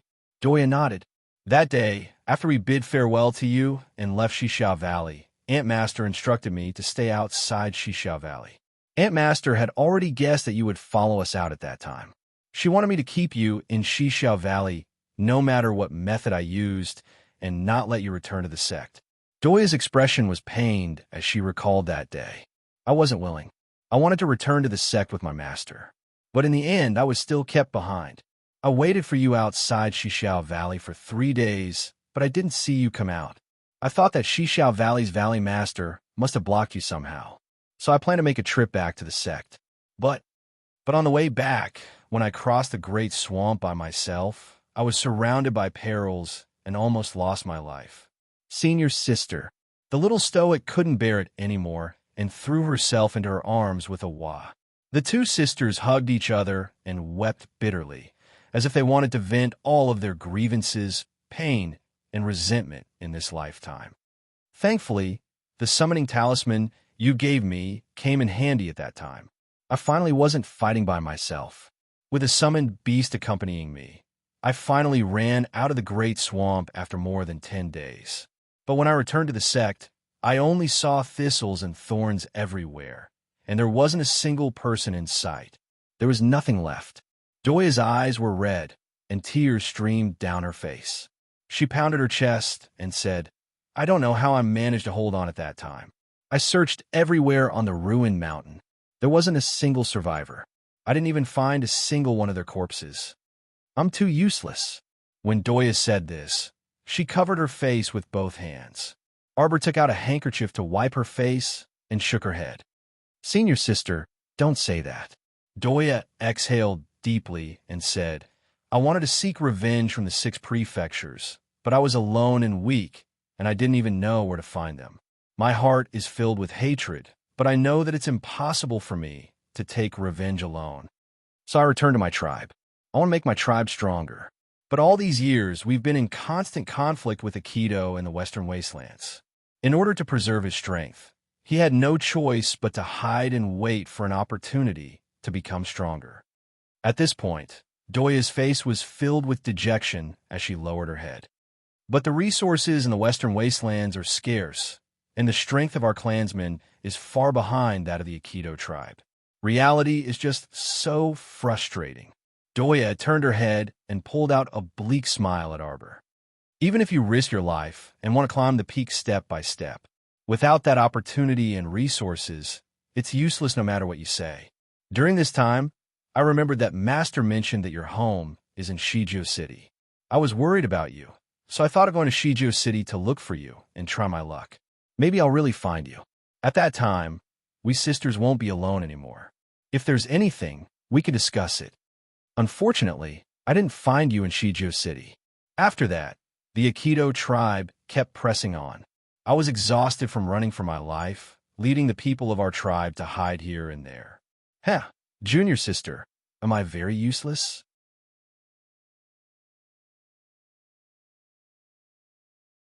Chapter 1439. Arbor forcefully shook her head again and again. Doya looked at her and smiled again. During Northern Mo's Queen Dowager's birthday this time, I recalled your relationship with Mo Kingdom's Crown Prince. I only came here with the idea of seeing if I could meet you, but I didn't expect. Junior sister, I'm really happy. My decision this time was finally correct. These years, Aikido has always chased after us. On the way here, I was still thinking about what to do if we encountered those Aikido barbarians to minimize our tribe's losses. But I didn't expect that the entire journey would be so smooth and that we wouldn't encounter those Aikido lunatics. When Doya said this, a flowery smile blossomed on her face. She tightly grasped Arbor's small hand and said, I'm guessing that Master, and the others must be blessing me from the heavens, allowing us to reunite here. Immerse. Arbor nodded vigorously. Doya smiled and rubbed her small head. For a moment, it was as if they had returned to the past. The sisters cried and laughed for a while before wiping away their tears and restraining their emotions. Doya suddenly gnashed her teeth and said, Junior sister, later, did you see that beast Yi Ling Min? Arbor shook her head. After that, I didn't see her at all. She actually disappeared without a trace after causing such a huge disaster. After the sect was massacred, she didn't even show up. If I meet her, I'll definitely kill her and clean up the sect. The little stoic didn't say anything and only lowered her small head listlessly. Junior sister, you mustn't sympathize with her. Although she's your 3rd senior sister, she's also the main culprit behind the sect's destruction. Doya understood this little fellow too well. Although she had a cold face, her heart was warm, especially toward the sect.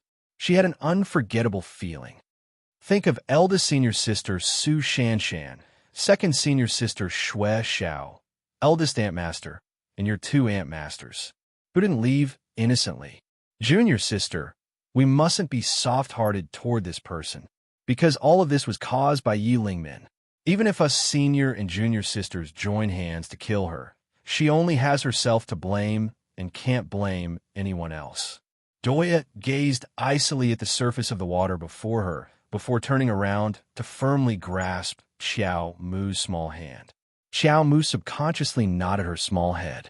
Doya calmed her emotions and suddenly took out a letter from her inner world, placing it in the little stoic's hand. Junior sister, Aunt Master left you a letter before she left. This letter has been in my hands for 8 years. Today, I can finally give it to you. Xiao Mu impatiently tore open the letter and read it line by line, word by word. The letter read, "Disciple, let me guess. You are reading the letter while scolding me for being a big liar. Yes, Master is a liar. Master has indeed deceived you this time. If there was a 1 in a billion chance, Master would never abandon you. Every time I think of you being alone in the future, I feel as if a knife is being twisted in my heart. But disciple, you have to promise Master that even if you're the only one left in the sect, you have to live on well. During your most difficult time, Master feels guilty for not being able to stay by your side. But you have to believe that you have to face any obstacles by yourself and walk through them with large strides. On the path of cultivation, what we cultivate is both the body and the heart.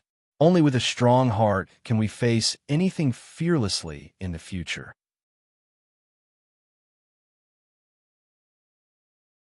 Chapter 1440.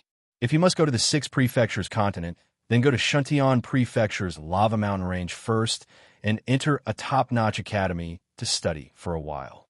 You only need to show the pine jade bracelet I gave you to the headmaster of the top-notch academy, and he will naturally take good care of you on my behalf. I know that with your personality, you definitely won't let the matter of the sect go. But my disciple, you must remember that before you become strong, you must not speak lightly of revenge. Also, don't act rashly without understanding the situation of the 6 prefectures. Only by preserving your strength will you have a future and hope. Everything about the Holy Water Sect will be entrusted to you. The final signature was, "Miss your master, Murong Sun." The little stoic's gaze paused on the words, "Miss your master." Unwittingly, tears splashed onto the letter, nearly blurring the word master. She hastily blinked and wiped away the moisture on the letter. She blew on it before folding the letter and putting it away. She muttered to herself, "Big liar." She originally thought she would never cry again, but she didn't expect her tears to come so abruptly when she saw Murong Sun's letter. Doya wrapped her arms around her shoulders and patted her comfortingly. "Little junior sister, what did eldest Aunt Master say?" The little stoic mentioned the top-notch academy that Murong Sun mentioned in her letter to Doya. Could the headmaster of this top-notch academy be eldest Aunt Master's old friend? Doya exclaimed in surprise. "I don't know." Arbor shook his head. "There's still a month before the normal passage between the 6 prefectures and the lower star domain opens. I plan to go up the passage and go to the 6 prefectures continent." When Arbor said this, he recalled how the prefecture lord of Shuntian Prefecture intended to control his life, and new and old grudges surged into his heart. "I won't let a single one of those people off." "All right, I'll go with you." Doya looked down at herself. "I only heard that to enter the passage, one must have sensed the power of the 5 spirits. Unfortunately, I still haven't." Arbor blinked. "There's still a month's time. Senior sister Doya, don't worry. If you really can't, I'll bring you to the 6 prefectures continent first. It'll be much easier to sense the power of the 5 spirits there." After all, in the lower star field, it was basically impossible to sense the origin energy of the 5 spirits. Currently, senior sister Doya's cultivation was a level 12 mystic cultivator, so she still had to raise it a bit more. The little stoic tilted her head and glanced at Doya before taking out several bottles of pills and a handful of talismans from her pocket and stuffing them all into Doya's hands. "Senior sister, here are 2 bottles of energy-gathering pills and a level 13 mystic breakthrough pill. Try and see if you can raise your profound strength to the 13th level within this month. At that time, when we go to the 6 prefectures continent, you can also break through to the spirit realm in the shortest time possible. If I haven't reached the 13th level of cultivation, how can I go to the 6 prefectures continent?" Doya muttered in confusion, and then she was overjoyed as she reached out and held up a pile of medicinal pills. "So many talismans? After you activate the talisman with your blood, it will form a mystic guiding talisman array to help you cultivate. All right. Junior sister, there's still a month left. I'll definitely work hard. My clansmen are. Don't worry. I'll get someone to take good care of them. MHM. Doya nodded with a smile. The two of them looked at each other and read a trace of determination and hope in each other's eyes. 6 prefectures, just you wait. You're tuning in to the Romance Rendezvous YouTube channel. We're so grateful for your support, and don't forget to subscribe to join us on this incredible journey through captivating stories. Your generosity through donations truly makes a world of difference, as it's the primary source of revenue that allows me to expand and enhance this channel for you. Thank you from the bottom of my heart for being a part of this adventure.